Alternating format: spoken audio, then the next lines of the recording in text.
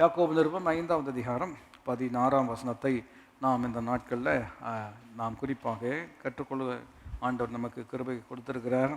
யாக்கோபு 5:16 விதமாக சொல்லுகிறது, நீங்கள் சொஸ்தமடையும்படிக்கு உங்கள் குற்றங்களை ஒருவருக்கொருவர் அறிக்கையிட்டு ஒருவருக்காக ஒருவர் ஜெபம் பண்ணுங்கள்.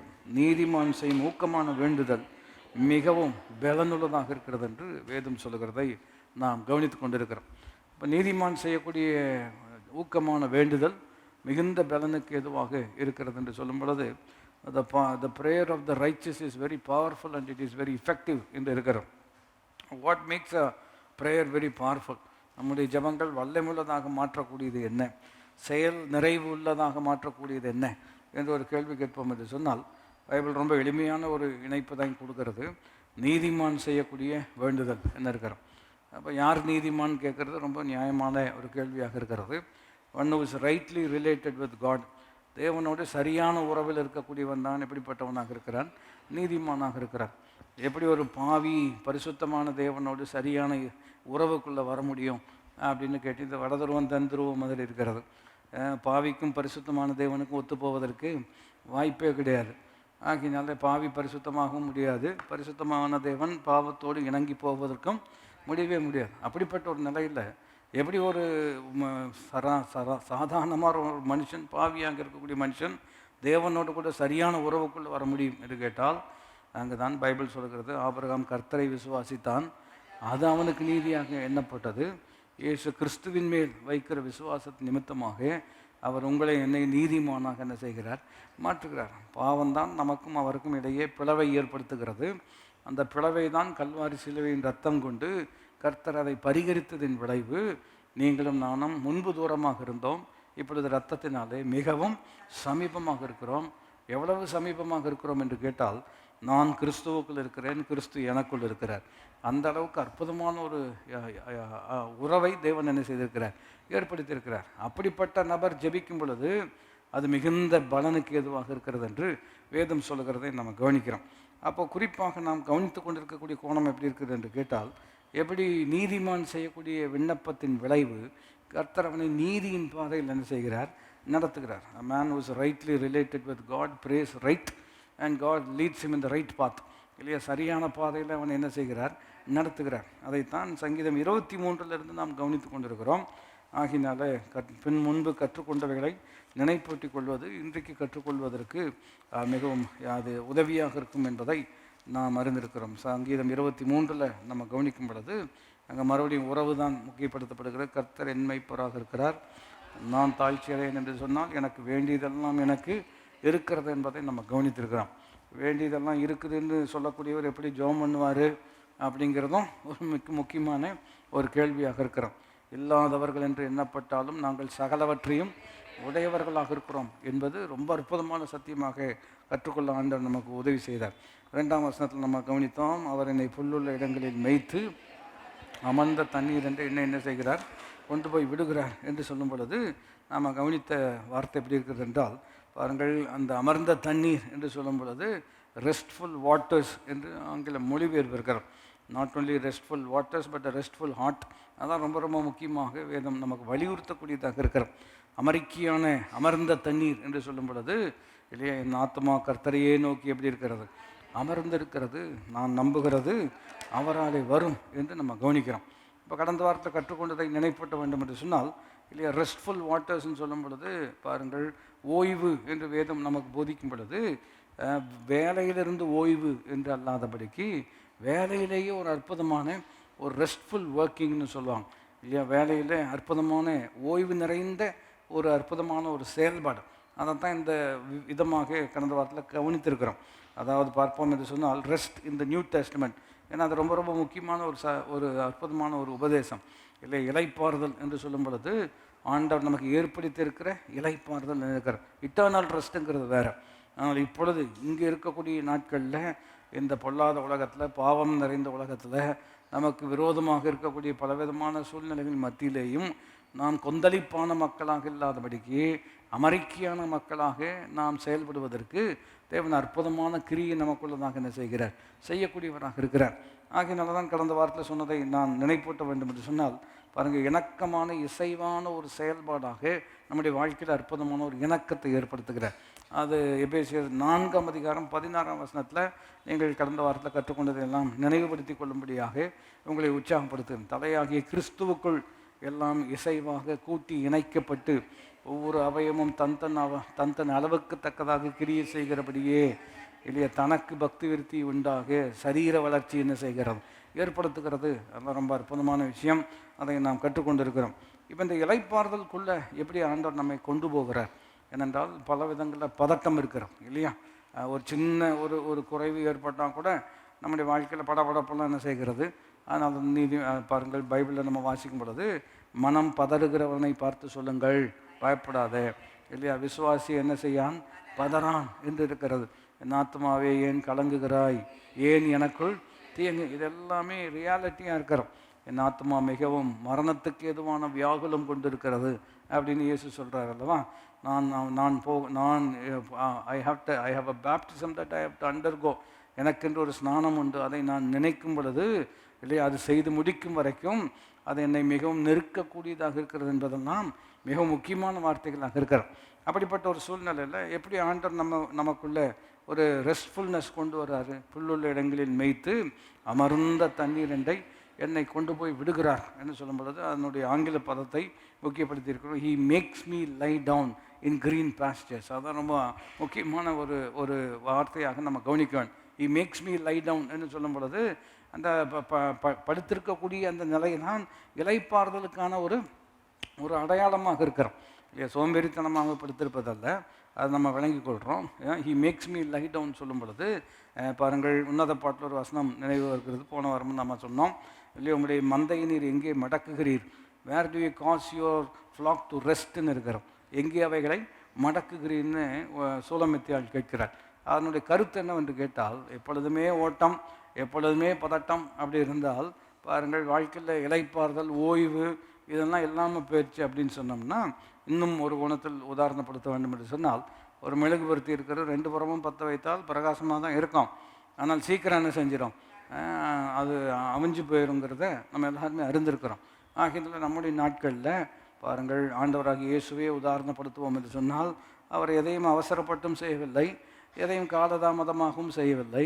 அவர் எல்லாவற்றையும் அதன் காலத்தில் எப்படி செய்கிறார், நேர்த்தியாக செய்கிறார் இல்லையா.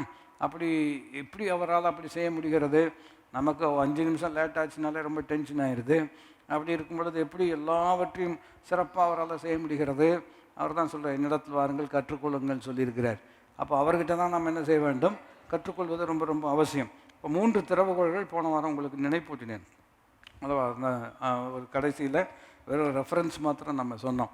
அதை நாம் இன்றைக்கு ஆண்டவர் தயவில் கவனிப்பது நல்லது. ஏசாயா 30 நாம் திருப்பிக் கொள்வோம் என்று சொன்னால் பாருங்கள், இந்த இளைப்பாறுதலுக்குள்ளே how does God bring us into a rest? He makes me lie down இல்லையா. என்னை அவர் புல்லுள்ள இடங்களில் மேய்த்து அமர்ந்த தண்ணீர் என்னை அமரப் பண்ணுகிறார் அல்லது இளைப்பாற பண்ணுகிறார் இல்லையா, கொண்டு போய் விடுகிறார் என்று தமிழ் வார்த்தைகள் அங்கு சொல்லப்படுகிறார். அப்போ ஏசாயா 30 நாம் கவனிப்போம் என்று சொன்னால், எப்படி இந்த இளைப்பாறுதலை நமக்குள்ளே கொண்டு வராரு. இந்த பதட்டம்லாம் நம்ம விட்டு என்ன செய்யணும், நீங்கணும். தேவை இருக்கிறது, தேவை சந்திக்கப்படுற வரைக்கும் இந்த டென்ஷனே என்ன செய்ய மாட்டேங்குது, போக மாட்டேங்குது என்பது போல் நம்முடைய வாழ்க்கை இருக்கிறது நம்ம எல்லாருக்குமே தெரியும். ஒரு விஷயம் அதே பாப்பா ஒரு நெருடலாகவே இருக்குதுன்னு சொல்கிறாங்கல்லவா. இப்போ உதாரணத்தை சொல்லணும்னா, கண்ணில் ஒரு தூசி விழுந்துச்சுன்னு சொன்னோம்னா, அது அகற்றப்படுகிற வரைக்கும் அது ஒரு இரிட்டேஷன், பாயிண்ட் ஆஃப் இரிட்டேஷனாகவே இருக்கிறது. அதுபோல் பாருங்கள், நம்முடைய வாழ்க்கையில் தேவைகள், சவால்கள், சில பிரச்சனைகள் இவைகளெல்லாம் வரும் பொழுது அது ஒரு நெருடலாகவே என்ன செய்யும், இருக்கக்கூடியதாக இருக்கிறோம். அதாவது கொஞ்ச நேரம் அதை மறக்கக்கூடியதாக ஒரு சூழ்நிலை வரும். ஆனால் அந்த சூழ்நிலை மாறினதுக்கப்புறம் மறுபடியும் என்ன செஞ்சிடும், பேக் டு ஸ்கொயர் ஒன்றுன்னு ஆங்கிலத்தில் சொல்லுவாங்க. அதாவது நீதிமொழிகள் ஒரு வசனம் நினைவுக்கு வருகிறது. எப்படி இருக்கிறது கேட்டால், even in laughter the heart may ache and joy may end in grief அப்படின்னு இருக்கிறது. அதாவது அதனுடைய தமிழ் அதனுடைய சுருக்கத்தை சொல்ல வேண்டும் என்று சொன்னால், even in laughter the heart may ache and joy may end in grief. அதனுடைய எளிமை பதம் சொல்ல வேண்டும் என்று சொன்னால், சந்தோஷமாக தான் இருக்கிறது. அந்த சந்தோஷமும் சிரிப்பும் போனதுக்கப்புறமும் மறுபடியும் எங்கே தான் நிற்குது, அந்த துக்கத்திலேயே தான் என்ன செய்கிறோம். அதனால இதை மறக்கலான்னு சொல்லிட்டு கொஞ்சம் நேரம் சிரித்தோம்னா, சிரித்ததுக்கப்புறம் பழைய இடத்துல தான் நிற்குது இல்லையா அப்படின்னு நீதிமொழிகள் ரொம்ப அற்புதமாக அந்த ஆங்கில மொழியாக்கம் சொல்லப்படுகிற. அப்போ நம்ம வாழ்க்கையில் மறக்கிறதுக்கு சில இப்போ உலகத்தில் தான் சொல்கிறாங்க, you need a change of scenery. உங்களுக்கு வந்து வாழ்க்கையில் ஒரு மாற்றம் வேணும், ஒரு சேஞ்ச் வேணும். ஆகையினால இங்கே ஒரு 2 நாள், அங்கே 2 நாள் எதையாவது பண்ணுங்க, அல்லது வேலையை மாற்றுங்க, எதையோ ஒன்று பண்ணுங்க. அப்போ ஒரு சேஞ்ச் வந்துச்சுன்னா கொஞ்சம் நல்லாயிருக்கும் அப்படின்னு சொல்கிறது ஒரு வகையில் புரிஞ்சுக்கொள்கிறோம். ஆனால் மறுபடியும் நீதிமொழிகளில் சொன்னது போல், after the laughter is over we come back to grief again. அந்த சந்தோஷம்லாம் முடிஞ்சதுக்கப்புறம் அது ரொம்ப எளிமையாக நம்ம எல்லாருக்கும் புரியக்கூடிய விஷயம், ஒரு பிரேக் அப்படின்ட்டு எல்லோரும் ஊட்டி போகிறாங்கன்னு வைங்களேன், இல்லையா? எல்லோரும் அங்கே போய் அது ஊட்டி மாதிரியே இருக்கிறது இல்லை.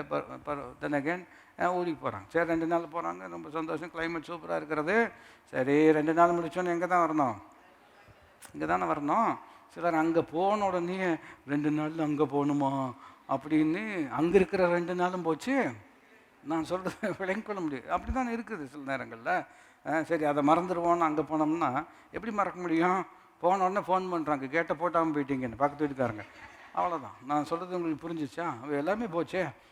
அப்போ இதெல்லாம் வந்து நிரந்தரமான ஒரு தீர்வு அல்ல. இது வந்து ஒரு தற்காலிகமான ஒரு ரிலீஃப். உலகம் எப்போவுமே அப்படி தான் இருக்கிறது இல்லையா? தே ப்ராமிஸ் பிக் திங்ஸ், பெரிய விஷயம் நான் தரேன்பாங்க. ஆனால் அது ரொம்ப நிலை நிற்கக்கூடிய விஷயமே அல்ல. இயேசு பல 1000 வருஷங்களுக்கு முன்பு ரொம்ப அற்புதமாக சொல்லியிருக்கிறார். உலகம் தரக்கூடாத சமாதானத்தை நான் உங்களுக்கு தருவேன் என்று சொன்னாலே பை லாஜிக் எப்படி அதை விளங்கிக் கொள்ள முடியும்? உலகம் ஒரு சமாதானத்தை தர முடியும் இல்லையா? ஆனால் அது தர முடியாத சமாதானத்தை நான் உங்களுக்கு என்ன செய்வேன்? தருவேன். இதை இன்னொரு கோணத்தில் நாம் இப்போ கற்றுக்கொண்டு இருக்கிறோம். அதாவது பணம் தரக்கூடியதை தேவன் கட்டாயம் தர முடியும். ஆனால் தேவன் தரக்கூடியதை பணம் ஒருபோதும் என்ன செய்ய முடியாது? தர முடியாது. இது ரொம்ப ஒரு அடிப்படையான பிரமாணம். பணம் எதெல்லாம் உங்களுக்கு கொடுக்க முடியுமோ அதையெல்லாம் தேவன் உங்களுக்கு கட்டாயம் கொடுக்க முடியும். ஆனால் அவர் கொடுக்கறத வந்து பணத்தை வச்சு வாங்க முடியவே முடியாது. உலகம் ஒரு சமாதானம் கொடுக்கும், ஆனால் தேவன் கொடுக்கக்கூடிய சமாதானத்தை உலகம் தர முடியாது. அதனால தான் உலகம் தர முடியாத சமாதானத்தை உங்களுக்கு கொடுக்குறேன், என்னுடைய சமாதானத்தை உங்களுக்கு என்ன செய்கிறேன்? தருகிறேன் என்று சொல்கிறார். அப்போது இந்த ரெஸ்ட்ஃபுல்னஸ் நமக்குள்ளே வரணும் இல்லையா? நீதிமான் பதறான். எப்படி இருக்கிறதுங்க? நீதிமான் பதறான். துர்ச்செய்தியை கண்டு கேட்பதினால் அவன் பயப்படான். இனிஷியல் ரியாக்ஷன் பயம் வருவதற்கெல்லாம் வாய்ப்பு இருக்கிறது. ஏன்னா சங்கீதங்களில் அதற்கான ஆதாரங்களும் இருக்கிறோம். நான் பயப்படும் நாளில் உம்மை நம்புவேன் அப்படின்னு சொல்கிறார் அல்லவா? திரும்ப திரும்ப ஆண்டவர் பயப்படாதே ஒரு நீதிமான் கிட்ட தான் சொல்கிறார். ஆபிரகாமை பார்த்து பயப்படாதேன்னு சொல்ல. ஆபிரகாம் நீதிமான் தானே. அப்போ நீதிமான் பயப்படான்னா இவருக்கு பயம் வந்திருக்கக்கூடாது. இவர் பயம் வந்திருக்குன்னு எனக்கு எப்படி தெரியும்? ஆண்டவரே பார்த்து சொல்கிறார் இல்லையா? பயப்படாத, நான் நல்லா தான் இருக்கேன், சும்மா பழக்க தோசையில் வந்துருச்சு அப்படின்னு சொல்ல முடியுமா? இல்லை, உண்மையாகவே அவர் பயந்து தான் இருக்கிறாரு இல்லையா? அந்த பய நிலையில் தான் சொல்கிறார். நான் ஆபிரகாமே என்ன செய்ய வேண்டாம், பயப்பட வேண்டாம், நான் உனக்கு மகா பெரிய கேடகமாக இருப்பேன் இல்லையா? ஐ வில் பி யுவர் ஷீல்டுன்னு சொல்கிறார். I will be your security, நானே உன்னுடைய ஆதாரமும் நானே உன்னுடைய பாதுகாப்புமாக இருப்பேன். ஏன்னா நீ அதை குறித்து கவலைப்பட வேண்டாம், பயப்பட வேண்டாம்னு சொல்கிறார். அப்பிலிருந்து எதை கவனிக்கிறோம் என்று கேட்டால் பாருங்கள், இந்த இனிஷியல் ரியாக்ஷன்ஸ் எல்லாம் இருக்கிறோம். துர்ச்செய்தியை கேட்பதினால் நீதிமான் பயப்படான், அவனுடைய இருதயம் கர்த்தரை நம்பி திடனாக இருக்கும்னு இருக்கிறது அல்லவா? அப்போ அந்த திடன் எப்படி வருகிறது இல்லையா? உலகம் தரக்கூடிய முறைமையில் வரக்கூடியது அல்ல. இது தெய்வீகமான, இன்னும் சொல்ல வேண்டும் என்று சொன்னால் பல முறை நாம் கற்றுக்கொண்ட அடிப்படையான ஒரு உபதேசம். தெய்வீகமான ஆசீர்வாதங்கள் தெய்வீகமான முறையில் தான் வரும். இணைந்து சொல்லும்படியாக இருக்கிறோம். தெய்வீகமான ஆசீர்வாதங்கள் தெய்வீகமான முறைமையில் தான் என்ன செய்யும்? வேறு எந்த வழியிலும். அதனால நானே வழியும் சத்தியமும் அப்படின்னு சொல்கிறார் அல்லவா? It only will come through Christ. கிறிஸ்துவின் மூலமாக மாத்திரம்தான் அது வரக்கூடியதாக இருக்கிறது. அப்படி இருக்கிறதுனால இந்த அமெரிக்கை இல்லை, இந்த இளைப்பாறுதல் எப்படி ஒரு நீதிமானுக்கு ஆண்டவர் கொண்டு வராரு என்று ஒரு கேள்வி கேட்போம் என்று சொன்னால், ஏசாயா 30வது அதிகாரத்தில் ஒரு முக்கிய பிரமாணத்தை நாம் அங்கே கவனிக்க முடியும். 15ஆம் வசனத்தில் விதமாக நம்ம வாசிக்கிறோம். நீங்கள் மனம் திரும்பி அமர்ந்திருந்தால் ரட்சிக்கப்படுவீர்கள், அமெரிக்கையும் நம்பிக்கையுமே உங்கள் பலனாக இருக்கும் என்று இஸ்ரவேலின் பரிசுத்தராக இருக்கிற கர்த்தராகிய தேவன் சொல்லுகிறார். நீங்களும் அப்படி செய்ய மனதாயிராமல் பாருங்கள். பழைய ஏற்பாடு, அதாவது எப்படி சொல்லலாம் என்று சொன்னால், இந்த ஏசாயாவிலிருந்து ஆரம்பித்தோம் மல்கியா வரைக்கும் நீங்கள் பார்ப்பீர்கள் என்று சொன்னால் ஒரே செய்தி தான். ஒரு வகையில் சொல்லணுன்னா ஏசாயாவிலிருந்து இந்த குரோனாலஜி பிரகாரம் ஏசாயாவிலிருந்து மல்கியா வரைக்கும் எல்லா புஸ்தகத்துலையும் பார்த்தீங்கன்னா சுற்றி ஒரே வார்த்தை தான் வரும். என்ன வார்த்தை? மனம் திரும்புங்கள். என்ன திரும்புங்கள்? இதே தான் வரும். வேறு அதை பல சூழ்நிலையில் பல கோணங்களில் இடையில் அற்புதமான வாக்குத்தத்தங்கள், உற்சாகப்படுத்தக்கூடிய வார்த்தைகள், இது எல்லாமே வரும். இன்னும் விதை தானியம் உண்டோ, இன்று முதல் நான் உங்களை என்ன செய்வேன் அதுக்கு முந்தின வசனங்கள்லாம் வாசித்தீங்கன்னா, என்னிடத்தில் திரும்புங்கள், நான் உங்களிடத்தில் என்ன செய்வேன், திரும்புவேன். அந்த மனம் திரும்புதல்கள் தான் ரொம்ப பிரதானமான ஒரு செய்தியாக நீங்கள் பார்க்க முடியும். அதுக்கப்புறம் வேத கண்ணோட்டத்தில் பார்க்கும் பொழுது ஒரு 400 வருஷம் சைலண்ட் இயர்ஸ்ன்னு சொல்லுவாங்க. மல்கியாவுக்கும் மத்தேயுக்கும் இடையில் ஒரு 400 வருஷம் காலகட்டங்கள் இருக்கிறது என்பது ஒரு கணக்கு. அந்த 400 வருஷம் கழித்து ரொம்ப வருஷம் பல நூற்றாண்டுகள் தீர்க்கதரிசியே கிடையாது இல்லையா? அப்போது புதுசாக ஒரு ஆள் வர்றார். அவர் பார்த்திங்கன்னா யோவான் ஸ்நானகன். ரொம்ப வித்தியாசமாக இருக்கிறார். அவருடைய பிரசங்கமும் என்ன தான், முதல் பிரசங்கம் என்ன தான் இருக்கிறது, மனம் திரும்புங்கள் தான் சொல்கிறார். இதெல்லாம் நம்ம பல முறை கற்றுக்கொண்டார். ஏசாயிலேருந்து மல்கியா வரைக்கும் மனம் திரும்புங்கள்னு சொன்னாங்க. அதுக்கப்புறம் யோவான் ஸ்நானகன் வந்தாலும் அவர் மனம் திரும்புங்கள் தான் பிரசங்கம் பண்ணுறாரு. அப்புறம் அவர் சொல்கிறார், எனக்கு பின் வருகிறவர் என்னை பார்க்கிலும் மேன்மை உள்ளவர், அவருடைய பாதரட்சியின் வாரை வைப்பதற்கும் நான் தகுதி உள்ளவன் அல்ல. அவர் என்ன பிரசங்கம் பண்ணுறாரு, மனம் திரும்புங்கள், பரலோக ராஜ்யம் சமீபமாக இருக்குது. இப்போ இந்த மனம் திரும்புதல் இல்லாமல் மனதில் அமைதியும் இளைப்பாறுதலும் ஒருபோதும் வருவதற்கு வாய்ப்பே கிடையாது. ஆகினால்தான் பல முறை கடந்த மாதங்களில் இதை சொல்லிகிட்டே இருக்கிறோம். வில்லியம் பூத், சால்வேஷன் ஆர்மியினுடைய ஸ்தாபகர், அவருடைய வாழ்நாளில் கடைசி நாட்களில் அவரிடத்தில் ஒரு பேட்டி கேட்கும்போது சொன்னாங்க, சபைக்கு வரக்கூடிய ஆபத்தை குறித்து நீங்கள் என்ன கணிக்கிறீர்கள், என்ன பார்க்கிறீர்கள் என்று சொல்லும் பொழுது அவர் இவ்விதமாக ஒரு வார்த்தை சொல்லியிருக்கிறார். they will preach about forgiveness without repentance. பாவ மன்னிப்பை குறித்து பேசுவார்கள், மனம் திரும்புதலை குறித்து என்ன செய்ய மாட்டார்கள், பேச மாட்டார்கள். அப்போ என்ன பிரச்சனை வரும்னு கேட்டிங்கன்னா, மனம் திரும்புதல் இல்லாமல் பாவ மன்னிப்பு இல்லை. அப்போ மனம் திரும்புதலை குறித்தே பேசாமல் பாவ மன்னிப்பை குறித்து மாத்திரம் நீ தப்பு பண்ணினா ஆண்டவர் உன்னை மன்னிப்பார் அப்படின்னு சொன்னோம்னா, அவன் தப்பு பண்ணோன்னா வந்து மன்னிப்பு கேட்குறான். அதுக்கப்புறம் என்ன பண்ண போகிறான், திரும்ப பண்ண போகிறான். திரும்ப பண்ணிட்டு வந்து என்ன செய்ய போகிறான், மன்னிப்புக்க. அப்போ இது என்ன நடக்கிறது என்று கேட்டால், மனம் திரும்புதல் இல்லாமல் இந்த பாவம் மன்னிப்பு மாத்திரம் சொல்லும் பொழுது அவன் செய்த தவறையே திரும்ப திரும்ப என்ன செய்கிறான். அதில் என்னங்க உங்களுக்கு பிரச்சனை, அவன் செய்கிறான், மன்னிப்பு கேட்குறாரு, அவர் மன்னிப்பு கொடுக்குறாரு, உங்களுக்கு என்ன பிரச்சனை அப்படின்னு ஒருவேளை வாதத்துக்காக அப்படி ஒரு கேள்வி எழுப்பலாம். ஆனால் பிரச்சனை என்னவென்று கேட்டால், every time you sin you lose your சென்சிட்டிவிட்டிங்கிறது ரொம்ப ரொம்ப முக்கியம். ஒவ்வொரு முறை பாவம் செய்யும் பொழுது நம்முடைய உணர்வு கொஞ்சம் கொஞ்சம் கொஞ்சமாக என்ன செய்கிறது, மங்கி கொண்டே போகிறோம். முதல் முறை பொய் சொல்லும் பொழுது பதட்டம் ஏற்படுகிறது, அடுத்த முறை பொய் சொல்லும் பொழுது முன்பு இருந்த பதட்டம் இல்லை. அப்படி பொய் சொல்லிகிட்டே இருப்பீர்கள் என்று சொன்னால், நீங்கள் பொய் சொல்லுகிறீர்கள் என்று உங்களை தவிர எல்லாருக்கும் தெரியும், ஆனால் உங்களுக்கு மாத்திரம் என்ன செய்யாது, தெரியாது. நான் சொல்ல விளங்கிக் கொள்ள முடிகிறதா? அதனுடைய ஒரு நிலை எப்படி இருக்குது என்று கேட்டால், அவர் பேசினாலும் உங்களுக்கு காது கேட்காது. சொல்லுங்கள், அவர் பேசினாலும் நமக்கு காது கேட்காது. அதனால தான் அவருடைய சத்தத்தை இன்றைக்கு கேட்பீர்களாகில் உங்கள் இருதயத்தை என்ன செய்ய வேண்டாம், கடினப்படுத்தாதிருங்க. கடினப்படுத்தினீர்கள் என்று சொன்னால் அது கொஞ்சம் கொஞ்சம் மழுங்கி போய் கடைசியில் பார்த்திங்கன்னா அவர் பேசும்பொழுது அந்த உணர்வு நமக்கு என்ன செய்யாமல் போய்விடும், இல்லாமல் போய்விடும் இல்லையா? அப்போ குறிப்பு என்னவென்று கேட்டால், நீங்கள் மனம் திரும்பி அமர்ந்திருந்தால் நீங்கள் என்ன செய்வீர்கள், ரட்சிக்கப்படுவீர்கள். அமெரிக்கையும் நம்பிக்கையுமே உங்களுடைய காலம். அப்போது ரெஸ்ட்ஃபுல்னஸ், அமர்ந்த தண்ணீர் என்ற என்னை கொண்டு போய் விடுகிறார் என்று சொல்லும் பொழுது அவனுடைய அற்புதமான சத்திய கருத்து என்னவென்று கேட்டால், நம்முடைய உள்ளத்தில் ஒரு அற்புதமான அமெரிக்கையை என்ன செய்கிறார், அவர் கொண்டு வர்றார். இந்த அமர்ந்த நிலை எப்பொழுது வருகிறது என்று கேட்டால், நம்முடைய வாழ்க்கையில் மனம் திரும்புதல்ங்கிறது ரொம்ப ரொம்ப முக்கியம் என்கிறத வேதம் நமக்கு போதிக்கிறோம்.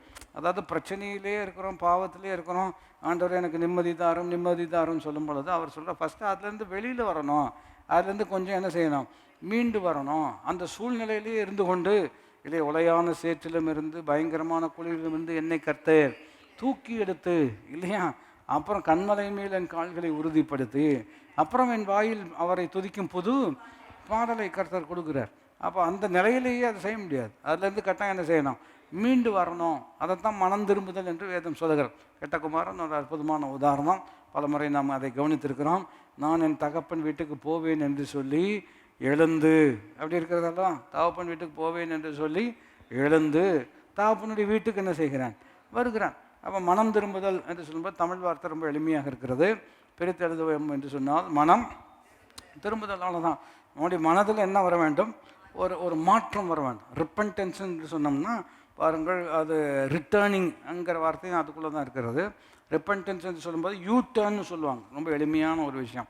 யூ டர்ன் அப்படின்னு சொன்னோம்னா, நம்ம போகிற திசை வந்து தவறான திசை, இதை வந்து புரிஞ்சு உணர்ந்த உடனே அந்த திசையிலிருந்து முற்றிலுமான மாற்றம் என்ன செய்ய வேண்டும், ஏற்பட வேண்டும். இப்போ நம்மலாம் ஜிபிஎஸ்ஸை யூஸ் பண்ணுறோம் இல்லையா, அதில் ரொம்ப அற்புதமாக இன்ஸ்ட்ரக்ஷன் எல்லாம் சொல்கிறாங்க. அப்போ சில நேரத்தில் அவங்க சொன்ன ஒரு இன்ஸ்ட்ரக்ஷன் வந்து அந்த ஒரு வழிகாட்டியை நம்ம பின்பற்றலை அப்படின்னு சொன்னோம்னா, சில நேரங்களில் மாற்று வழிகள் இருக்கும் என்று சொன்னால் அவனை ரீரூட் பண்ணிடுவாங்க இல்லையா. நீங்கள் ஓட்டுறவங்களுக்கு அதை குறித்து தெரியும். உடனே வேற ஒரு கட்டு மூலயமாக இந்த இடத்துக்கு வருவதற்கான ஒரு ஒரு வழி வந்து ஏற்படுத்திடுவாங்க. ஆனால் வேறு வழியே இல்லை அப்படின்னு சொன்னோம்னா ஒரு வார்த்தை சொல்லிகிட்டே இருக்கோம். நீங்கள் வண்டி திருப்புற வரைக்கும் சொல்லிகிட்டே இருக்கோம். என்ன சொல்லிகிட்டே இருக்கோம், please make a U turn, please make a U turn அப்படின்னு. நீங்கள் அதை ஆஃப் பண்ணலாம், ஆஃப் பண்ணிங்கன்னா பேசாது. ஆனால் ஆனில் இருக்கிற வரைக்கும் என்ன தான் சொல்லிகிட்டே இருக்கோம், சொல்லிகிட்டே தான் இருக்கோம் இல்லையா. இப்போ மனுஷன் கண்டுபிடிச்சி வச்சுக்கோங்க, ஐயா தவறான திசைக்கு நேராக போயிட்டுருக்கீங்க, இந்த திசையிலேயே போனீங்கன்னா நீங்கள் போய் சேர வேண்டியது கட்டாயம் என்ன செய்ய முடியாது, போக முடியாது. போகணும் அப்படின்னு சொன்னால் கட்டாயம் திசை மாற வேண்டும் இல்லையா. கட்டாயம் போகிற திசையிலிருந்து மாற்றம் கட்டாயம் வரணும்னு சொல்கிறார். அப்போ இந்த மாற்றம் வருவது முதலாவது எங்கு ஏற்படுகிறது என்று கேட்டால் நம்முடைய மனதில் தான் அது என்ன செய்கிறோம். அதனால தான் பைபிளில் ரொம்ப அற்புதமாக நாம் கவனிக்கிறோம், உங்கள் மனம் புதிதாக்குகிறதுனால உங்கள் வாழ்க்கை என்ன செய்கிறது, மறுரூபமாகிறது என்று சொல்கிறார். ஆகையினால தான் ரட்சிக்கப்பட்ட நாளிலிருந்து அவரை முகமுகமாய் தரிசிக்கும் நாள் மட்டுமாக ஒரு மாற்றம் ஏற்பட்டு கொண்டே இருக்கிறது. எங்கன்னு கேட்டோம்னா நம்முடைய மனதில் தான் இல்லையா. Repentance has to be followed by the renewing of our மைண்டுன்னு சொல்லுவாங்க. அதாவது மனம் திரும்புதல், மனம் புதிதாக்குதலுக்கு நேராக நம்ம என்ன செய்ய வேண்டும், நடத்த வேண்டும். இல்லாவிட்டால் என்ன நடக்கும் என்று கேட்டால் பாருங்கள், திரும்பவும் அதே பிரச்சனைக்குள்ளே போய் என்ன செய்வாங்க, மாட்டிக்கொள்ளக்கூடியவங்களாக இருக்கிறான். அப்போ அதை எளிமைப்படுத்தி நான் உங்களுக்கு சொல்ல வேண்டும் என்று சொன்னால், அதாவது மனதில் மாற்றம் இருக்க வேண்டும், அது செயலில் வெளிப்பட வேண்டும். சொல்லுங்கள், மனதில் மாற்றம் இருந்தால் அது எங்கே இதில் வெளிப்பட வேண்டும், செயலில். நீங்கள் மனம் திரும்பி அமர்ந்திருந்தால் ரட்சிக்கப்படுவீர்கள் என்று சொன்னால், ரட்சிப்பின்னு பழைய ஏற்பாட்டில் பிரதானமாக அதனுடைய கருத்து என்னவென்று கேட்டால் விடுதலையை அடைவீர்கள். அதுதான் அதனுடைய கருத்து. ரட்சிப்புன்னு சொன்னால் பிரதானமாக டெலிவரன்ஸ் தான். பழைய ஏற்பாட்டில் ரட்சிப்புன்னு சொன்னாலே எதை தான் முக்கியப்படுத்தப்படும், டெலிவரன்ஸ், விடுதலை. புதிய ஏற்பாட்டில் ரட்சிப்புன்னு வரும் பொழுது சகல ஆசீர்வாதங்களுடைய ஒட்டுமொத்தத்துக்கு பேர் தான் என்னது, ரட்சிப்பு. அவர் தான் ரட்சகர், அவர் மூலமாக தான் நமக்கு என்ன வருகிறது, ரட்சிப்பு. அதை இன்னொரு வசனத்தோடு இணைக்க வேண்டும் என்று சொன்னால், நாம் ஜீவனத்துக்கும் தேவ பக்திக்கும் வேண்டிய யாவும் இல்லையா, whatever is needed for a godly life, அதை எல்லாவற்றையும் தேவன் வார்த்தையின் மூலமாக, ரட்சிப்பின் மூலமாக தான் நமக்கு தரக்கூடியவராக இருக்கிறார். அப்போ குறிப்பாக நாம் கவனிக்கும் பொழுது மனதில் மாற்றம் இருந்தால் செயலில் அதனுடைய வெளிப்பாடு கட்டாயம் என்ன செய்யணும், இருக்கணும். அதனால தான் சிலர் வந்து நான் மாறிட்டேன் அப்படின்னு சொல்லுவாங்க. அவங்க மாறிட்டாங்கன்னு எப்படி தெரியும், நான் சொல்ல விளங்கிக் கொள்ள முடியுதுதான். அவங்க மாறிட்டாங்கங்கிறது எப்படி தெரிய முடியும் இல்லையா. வார்த்தையில் சொல்கிறாங்க சரிதான், அது வந்து உண்மையானவே ஒரு மாற்றமாக இருக்கும் என்று சொன்னால் அது எங்கு தான் வெளிப்படக்கூடியதாக இருக்கிறது, செயலில் தான் என்ன செய்ய வேண்டும், வெளிப்பட வேண்டும். இப்போ இதை நம்ம பேஸாக கவனித்து பார்ப்போம் என்று சொன்னால், அடிப்படையாக வைப்போம் என்று சொன்னால், இப்போ நமக்கு எங்கே பிரச்சனை இருக்கிறது என்று கேட்டால் பேச்சில் என்ன கிடையாது, பிரச்சனை எல்லாம் கிடையாது. அதெல்லாம் கரெக்டாக சொல்லிடுவோம். எதை எப்போ சொல்லணுமோ அது கரெக்டாக. அது கிறிஸ்தவ வாழ்க்கையில் கொஞ்ச நாள் இருந்தீங்கன்னா அதெல்லாம் ரொம்ப அந்த ஞானமெல்லாம் என்ன செஞ்சிடும், வந்துடும். யார்கிட்ட என்ன சொல்லணும், எப்படி சொன்னால் காரியமாகும், அதெல்லாம் நமக்கு தெரியும். ஆனால் உண்மையான மாற்றம், உண்மையான மனம் திரும்புதல் வந்தால் அது கட்டாயம் எதில் வெளிப்படக்கூடியதாக இருக்கிறது, செயலில். இன்னொரு வகையில் சொல்லணும்னா இந்த செயலை வச்சு தான் ஆண்டவர் நம்முடைய மனதில் உண்மையான மாற்றம் வந்திருக்குதாங்கிறதே என்ன செய்கிறார், நிதானிக்கிறார். அதை வந்து நான் அவருக்கு எல்லாம் தெரியும், வசன ரீதியாக நான் சொல்ல வேண்டும் என்று சொன்னால், உதாரணத்தை நீங்கள் கவனித்து பார்த்தீங்கன்னா பாருங்கள், யோனா புஸ்தகத்தில் இருக்கிறார் இல்லையா. இப்போ அவங்களும் மனம் திரும்பணும். யோனா கிட்ட ஆண்டவர் சொல்கிறார், 40 நாளில் நினிவே என்ன செய்யப்பட போகிறது. 1074வது பக்கம் பாருங்கள், நினிவேயை கர்த்தர் என்ன செய்ய போகிறார், அழிக்க போகிறாருன்னு பிரசங்கம் பண்ணியா அப்படின்னு சொல்கிறார். இவரும் போய் என்ன செய்கிறாரு, 40 நாளில் நினிவே என்ன செய்ய போகிறது, அழிக்கப்பட போகிறது அப்படின்னு பிரசங்கம் பண்ணுறார். பிரசங்கம் பண்ணிவிட்டு 40 நாள் முடிஞ்சோன்னா வெயிட் பண்ணுறார். எதுக்கு வெயிட் பண்ணுறாரு அப்படின்னு சொன்னோம்னா, இந்த நினிவே பட்டணம் என்ன செய்ய வேண்டும், அழிக்கப்பட வேண்டும். ஒரு வகையில் கவனித்து பார்ப்பீர்கள் என்று சொன்னால் அது அழிக்கப்பட வேண்டிய பட்டணம் தான். அங்கே இருக்கிற ஆட்கள் அவ்வளோ கொடூரமான ஆட்களாக இருக்கிறார்கள். ஹிஸ்ட்ரியெல்லாம் கவனித்து பார்த்தீங்கன்னா இவங்க வாழவே கூடாது, இவங்க வாழாமல் இருப்பது தான் நல்லதுங்கிறது. அதனால தான் இவருக்கு ரொம்ப கோபம். இப்படிப்பட்ட ஆளுக்கு சுவிசேஷம் எதுக்கு நம்ம சொல்லணும் அப்படிங்கிற மாதிரி ஒரு எண்ணங்கள் எல்லாம் இருக்கிறது. ஆனால் பாருங்கள், இன்னும் அதை சுவாரஸ்யமாக தான் இருக்கிறது. அதாவது யோனா பிரசங்கம் பண்ணும் பொழுதே என்ன அர்த்தத்தில் பிரசங்கம் பண்ணுறான்னு, இவங்கெல்லாம் திருந்தக்கூடாதுன்னு தான் என்ன செய்கிறாரு, பிரசங்கம் நல்லா படிங்க, ஆனால் மனசுக்குள்ளே படிச்சிடாதீங்க. நீங்கள் எல்லாருமே என்ன ஆகணும்? ஃபெயில் ஆகணும். அப்படி ஒரு டீச்சர் இருந்தால் எப்படி இருக்கும்னு நினைக்கிறீங்க? எப்படி சொல்லி தருவாங்கன்னு நினைக்கிறீங்க? அதாவது அங்கே இருக்க கிளாஸில் இருக்கிற எவனுமே பாஸ் ஆகக்கூடாதுன்னு மனசில் இருக்குது. ஆனால் என்ன பண்ணணும்? சொல்லித்தரணும். எப்படி சொல்லிக் கொடுப்பாங்கன்னு நினைக்கிறீங்க? நீங்கள்லாம் என்னத்தை போய் தேடிக்க போகிறீங்க? நீங்களாம் விளங்க மாட்டீங்க. இதுவே உங்களுக்கு விளங்கலை. இப்படி சொல்லிகிட்டே இருந்தால் அவங்களுக்கு உண்மையாக விளங்குறதும் என்ன செய்யாது. அப்போது பாருங்கள், யோனா எப்படி பிரசங்கம் பண்ணியிருப்பாருன்னு கொஞ்சம் யோசனையாக இருக்கிறது இல்லையா? ஏன்னா இவங்க திருந்தணுங்கிறது அவருடைய நோக்கமே இல்லை. இவருடைய நோக்கம் என்னவென்றால் இவர்கள் என்ன செய்ய வேண்டும்? அழிய வேண்டும் என்று தான் நோக்கம்.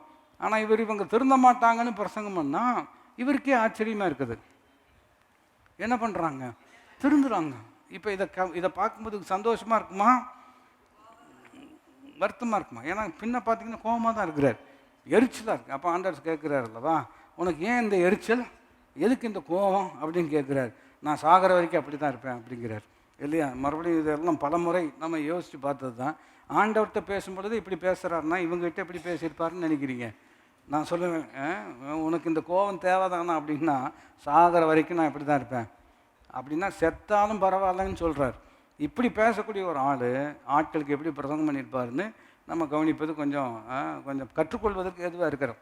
ஆனால் என்ன நடக்கிறது என்று கேட்டால் பாருங்கள், இப்போ நம்ம ஊரில் அரசன் முதல் ஆண்டி வரைக்கும், சின்ன ஆள்லேருந்து ராஜ்யத்தில் இருக்கக்கூடிய ராஜா வரைக்கும் இந்த செய்தி என்ன செய்கிறது?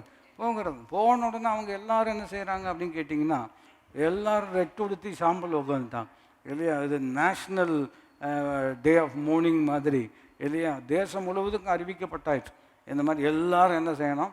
தங்களை தாழ்த்தணும், மனம் திரும்பணும், அதற்கான விஷயங்களெல்லாம் செய்யணும்னு சொல்கிறான்.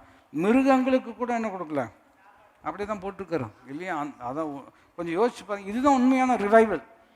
இதுதான் உண்மையான ரிவைவல். அற்புதமான ஒரு மாற்றம். சிறு பிள்ளைகள், பெரியவர்கள் இல்லையா, படித்தவங்க, படிக்காதவங்க, ஊரில் இருக்கிற எல்லாருக்குள்ளேயும் அற்புதமான ஒரு மாற்றம். நான் சொல்லுகிறேன், இது மனிதர்கள் உருவாக்க முடியாத ஒரு மாற்றம், தேவன் மாத்திரம்தான் செய்ய முடியும். ஆகையினால்தான் சால்வேஷன் பிகின்ஸ் வித் காட். ரட்சிப்பு யாருடையதாக இருக்கிறது. அதனால் நம்ம அதுக்கு ஏற்ற சூழ்நிலைலாம் அமைச்சு அதெல்லாம் முடியாது. ஆண்டவர் தான் அதை ஏற்படுத்தி கொண்டு வர முடியும். பாருங்கள், எப்படி ஒரு கீழ்ப்படியாத ஆளை கொண்டு வந்து பிரசங்கம் பண்ண வச்சு அவங்கள கீழ்ப்படி வைக்கிறாருன்னா இது அவர் மாத்திரம்தான் என்ன செய்ய முடியும்? செய்ய முடியும். நாம் கவனிக்க வேண்டிய முக்கிய வார்த்தை என்னவென்று கேட்டால் 10ஆம் வசனத்தில் தான் அதை நம்ம கவனிக்கிறோம் இல்லையா? நீங்கள் மனம் திரும்பி அமர்ந்திருந்தால் ரட்சிக்கப்படுவீர்கள். ஏசாயாவில் உள்ள வசனம் சொல்லி கொண்டிருக்கிறேன். அமெரிக்கையும் நம்பிக்கையுமே உங்களுடைய பலனாக இருக்கும். அப்போ இந்த பலன் எங்கே வருகிறது என்று கேட்டால் இந்த மனம் திரும்புதலில் தான் என்ன செய்கிறது இருக்கிறதுங்க நம்ம கவனிக்கிறோம். 10ஆம் வசனத்தை பார்ப்போம் என்று சொன்னால், அவர்கள் தங்கள் பொல்லாத வழியை விட்டு திரும்பினார்கள் என்று தேவன் அவருடைய கிரியைகளை பார்த்து. அப்போ எதை தான் பார்க்குறாரு? அப்போ மனதில் மாற்றம் வந்தால் கிரியையில் அது என்ன செய்ய வேண்டும்? வெளிப்பட வேண்டும். நான் சொல்வதை திரும்ப சொல்லும்படியாக விரும்புகிறேன். மனதில் மாற்றம் இருந்தால் அது எதில் வெளிப்பட வேண்டும்? கிரியையில். அப்போ கிரியைகளை பார்த்து தாம் அவர்களுக்கு செய்வேன் என்று சொல்லியிருந்த தீங்கை குறித்து மனஸ்தாபப்பட்டு அதை செய்யாதிருந்தார் அப்படின்னு சொல்லுவாங்க. அப்போ காட் ரிப்பென்டட்னே ஒரு ஆங்கில மொழிபெயர்ப்பு அப்படி இருக்கிறது. அதாவது குறிப்பு என்னவென்று கேட்டால், தேவன் மனம் மாறுகிறவர் அல்ல. அதாவது பாவத்தை குறித்ததான அவருடைய கருத்தில் எந்த விதமான மாற்றம் இல்லை. ஆனால் எப்பொழுது உங்களுக்கு பாவத்தை குறித்ததான கருத்து மாறி தேவ கருத்தோடு ஒத்து போகிறதோ அன்றைக்கு பாவத்திற்கான பரிகாரம் இல்லாதபடிக்கு மனம் திரும்புதலுக்கான ஒரு ஆசீர்வாதத்தை கர்த்தர் நமக்கு என்ன செய்கிறார்? கொடுக்கக்கூடியவராக இருக்கிறார். பாவத்தை குறித்து அவருடைய அணுகுமுறை எப்போவுமே மாற்றம் வருவதற்கு வாய்ப்பே கிடையாது. பாவத்தின் சம்பளம் மரணம் இல்லை, அதுதான் வேதம் போதிக்கிறோம். அப்போ ஆண்டவர் ஏன் மனசு மாறிட்டார் அப்படின்னு சொன்னீங்கன்னா, ஆனால் ஆண்டவர் மனசு மாறல, நீங்கள் மனம் மாறினதுனால உங்களுக்கு வரக்கூடிய தண்டனை வரவில்லை. ஆனால் அதுக்கு மாறாக தேவனுடைய நன்மை ஒரு மனுஷனுடைய வாழ்க்கையில் என்ன செய்கிறது? வரக்கூடியதாக இருக்கிறது. அப்போ இளைப்பாறுதல் எப்படி வரும் என்று கேட்டால், நீங்கள் மனம் திரும்பி, நீங்கள் மனம் திரும்பி, இஃப் யூ ரிப்பெண்ட் என்னங்கிற வார்த்தை இருக்கிறது. இதை இன்னொரு வசனம் நாம் கவனிப்போம் என்று சொன்னால், மத்தேயு சுவிசேஷம் 3ஆவது அதிகாரம் 8ஆம் வசனத்தில் இருக்கிறது. எங்கேயும் பாருங்கள், யோவான் ஸ்நானகன் பிரசங்கிக்கிறார் அல்லவா, அங்கேயும் நீங்கள் இதே பிரமாணத்தை தான் நாம் கவனிக்க முடியும். வேதம் முழுவதும் பார்ப்பீர்கள் என்று சொன்னால், மனம் திரும்புதல் என்று சொன்னால் not merely a mental ascent, அதாவது மனதளவில் ஒரு எண்ணம் மாத்திரம் கிடையாது, அது செயலில் வெளிப்பட்டால்தான் உண்மையான மனம் திரும்புதல். சொல்லுங்கள், அது எல்லாம் வெளிப்பட வேண்டும் செயலில். நாளைக்கு வர்றேன் அப்படின்னு சொல்கிறாரு, அவர் நாளைக்கு வருவாருங்கிறது எப்போ உங்களுக்கு தெரியும்? வந்தால் தான் தெரியும் அல்லவா? ஆனால் அவர் எப்போவுமே சொன்னால் செய்யக்கூடிய நபராக தான் இருப்பார் என்று சொன்னால், அவர் சொன்னாலே நம்ம புரிஞ்சுக்குவோம். நாளைக்கு கரெக்டாக என்ன செஞ்சுருவாங்க, வந்துடுவாங்க. அப்படி ஆண்டவர் ஒருத்தர் தான் இருக்கிறார். அவர் சொல்ல ஆகும், அவர் கட்டளையிட மற்ற மனுஷங்க எப்படி இருந்தாலும் மாறுவதற்கு என்ன இருக்கிறது, வாய்ப்பு இருக்கிறது. மத்திய சுவிசேஷத்தில் 3வது அதிகாரம் 8ஆம் வசனத்தை நாம் கவனிப்போம் என்று சொன்னால், பாருங்கள், மனம் திரும்புவதற்கு ஏற்ற கனிகளை கொடுங்கள் என்று சொல்கிறார். அதாவது பேர் fruit in accordance with repentance என்று ஆங்கில மொழிபெயர்ப்பு இருக்கிறார். அதனுடைய கருத்து எப்படி என்று கேட்டால், உண்மையாக மனம் திரும்பி இருக்கிறீர்கள் என்று சொன்னால் அதற்கேற்ற கனிகள் என்று சொன்னால் அதற்கேற்ற விளைவுகள் இருக்க வேண்டும், அதற்கேற்ற ஆக்ஷன் இருக்கணும் இல்லையா? இது பப்பாளி விதை அப்படின்னு சொன்னோம்னா அதை விதைச்சா என்ன வரணும்? அப்போ விதைச்சா வேறு ஏதோ வருது அப்படின்னு சொன்னோம்னா அதிசயம் ஆனால் உண்மை அப்படின்னு நியூஸில் தான் சொல்ல முடியும். அது நடப்பதற்கு வாய்ப்பும் இல்லை. அப்போ அவர் சொல்லுங்க, உண்மையாக நாங்கள் மனம் திரும்பி இருக்கிறோம் அப்படின்னு சொன்னால மனம் திரும்புதலுக்கு ஏற்ற கனிகள் வரணும் அப்படிங்கிறது ரொம்ப ரொம்ப முக்கியமான ஒரு விஷயம். அப்போது எனக்கு இன்னும் நிம்மதியே வர மாட்டேங்குதுங்க, இன்னும் எனக்கு அந்த இளைப்பாறுதலே வர மாட்டேங்குது அப்படின்னு ஒரு நபர் சொல்லுவார் என்று சொன்னால், இன்னும் மாற வேண்டிய விஷயத்தில் இன்னும் என்ன செய்யாமல் இருப்பாங்க, மாறாமையும் இருப்பாங்க. இப்போ உதாரணத்துக்கு பார்ப்பேன் என்று சொன்னால், நேற்று கூட ஒரு சூழ்நிலையை நான் கவனித்தேன். இப்போது ஒரு அடக்காரன்னைக்கு போயிருந்தோம். அப்போது அந்த இடத்துல பார்த்தீங்க அப்படின்னு சொன்னீங்கன்னா, அந்த சுள்ளெரும்பு இருக்குது. அந்த இடத்துல என்ன இருக்குதுங்க, சுள்ளெரும்பு இருக்கிறோம். அப்போ ஒருத்தர் வெளியில் லட்லன்னு தட்டிகிட்டே இருந்தார். அப்போவே நமக்கு புரிஞ்சிருச்சு இது எங்கே போய் நின்றுருக்கிறாரு, எறும்பு. இப்போ எறும்பு நிற்கிற இடத்துல அவர் கடிப்பட்டோடனே ஃபஸ்ட்டு வேலை என்ன பண்ணுறாரு, அந்த இடத்த விட்டு என்ன செய்கிறாரு, வெளியில் காலை போட்டு என்ன செய்கிறாரு, பயங்கரமாக தட்டுறாரு இல்லையா? அங்கேயே இருக்குது எறும்புக்கு, ஆமாங்க எறும்பு கடிக்குதுங்க அப்படி நின்றுட்டே இருந்தாருன்னா இவர் என்னன்னு சொல்வீங்க?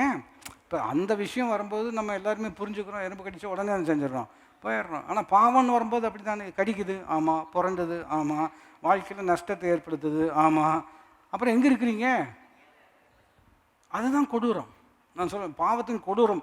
பாவத்தின் வஞ்சனையினால் ஒருவனும் கொள்ளை கொண்டு போகப்படாதபடிக்குன்னு. பாவத்தின் வஞ்சனை எப்படி இருக்குன்னு சொன்னோம்னா, உங்களை அழிச்சிட்டே இருக்கும். ஆனால் அழிச்சிட்டே இருக்கிறது உங்களுக்கு தெரியாமல் அது இன்பமாக இருக்கிற மாதிரியே என்ன செய்யும், ஒரு ஃபீல் கொடுத்துட்டே இருக்கும். நான் சொல்கிற விலையும் கொள்ள முடியுது தான். இப்போ ஒரு குடி இருக்கிறது அல்லது போதை ஏதோ what ever that is wrong, அதை அதில் ஒரு வகையில் ஒரு இன்பம் இருக்கிறது. அந்த இன்பம் இல்லைன்னா அவங்க திரும்ப திரும்ப அதை போய் என்ன செய்ய மாட்டாங்க. இன்பமாக தானே இருக்குது. அவங்களுடைய கருத்து எப்படி வருகிறது என்று கேட்டால், it taste so good, how can it be bad for me அப்படின்னு சொல்கிறாங்க. இது இன்பமாக இருக்கிறது, இது எனக்கு எப்படி துன்பமாக மாறுவதற்கு வாய்ப்பு இருக்கிறது. I feel so good, how can it be bad. இது ரொம்ப இன்பமான ஒரு உணர்வை தரக்கூடியதாக இருக்கிறபடினால இது தப்புன்னு எப்படி சொல்ல முடியும்? பாவமே அப்படி தான் இருக்கும். அது உங்களுக்கு துன்பமான உணர்வை கொடுக்குன்னு சொன்னால் யார் போய் பண்ணுவா? நான் சொல்ல விலையும் கொள்ள முடிகிறதா? துன்பமான உணர்வை கொடுக்கறது என்று சொன்னால் யாருமே என்ன செய்ய மாட்டாங்க, போகவே மாட்டாங்க. அப்போது எப்படி தான் அது வரும்? இன்பமாக தான் என்ன செய்யும். அதனால தான் பாருங்கள், நீதிமொழிகள் எல்லாம் அந்த வசனம்லாம் நினைவுக்கு வருகிறது. அதாவது when you see it sparkle in the glass. அதாவது எனக்கு ஒரு பிரச்சனை என்னென்னா, தமிழ் சீரீஸில் இங்கிலீஷ் வசனமாக வரும், இங்கிலீஷ் சீரீஸில் போனால் தமிழ் வசனமாக என்ன செய்யும். அதனால் ஆண்டவர்கிட்ட தான் கிருபை கேட்கணும். when it sparkle in the glass இல்லையா, அது அந்த கண்ணாடியில் பார்க்கும் பொழுது பலன்னு இருக்கும், மயங்கிறாத, உள்ளே போகும்போது ஸ்மூத்தாக தான் போகும்.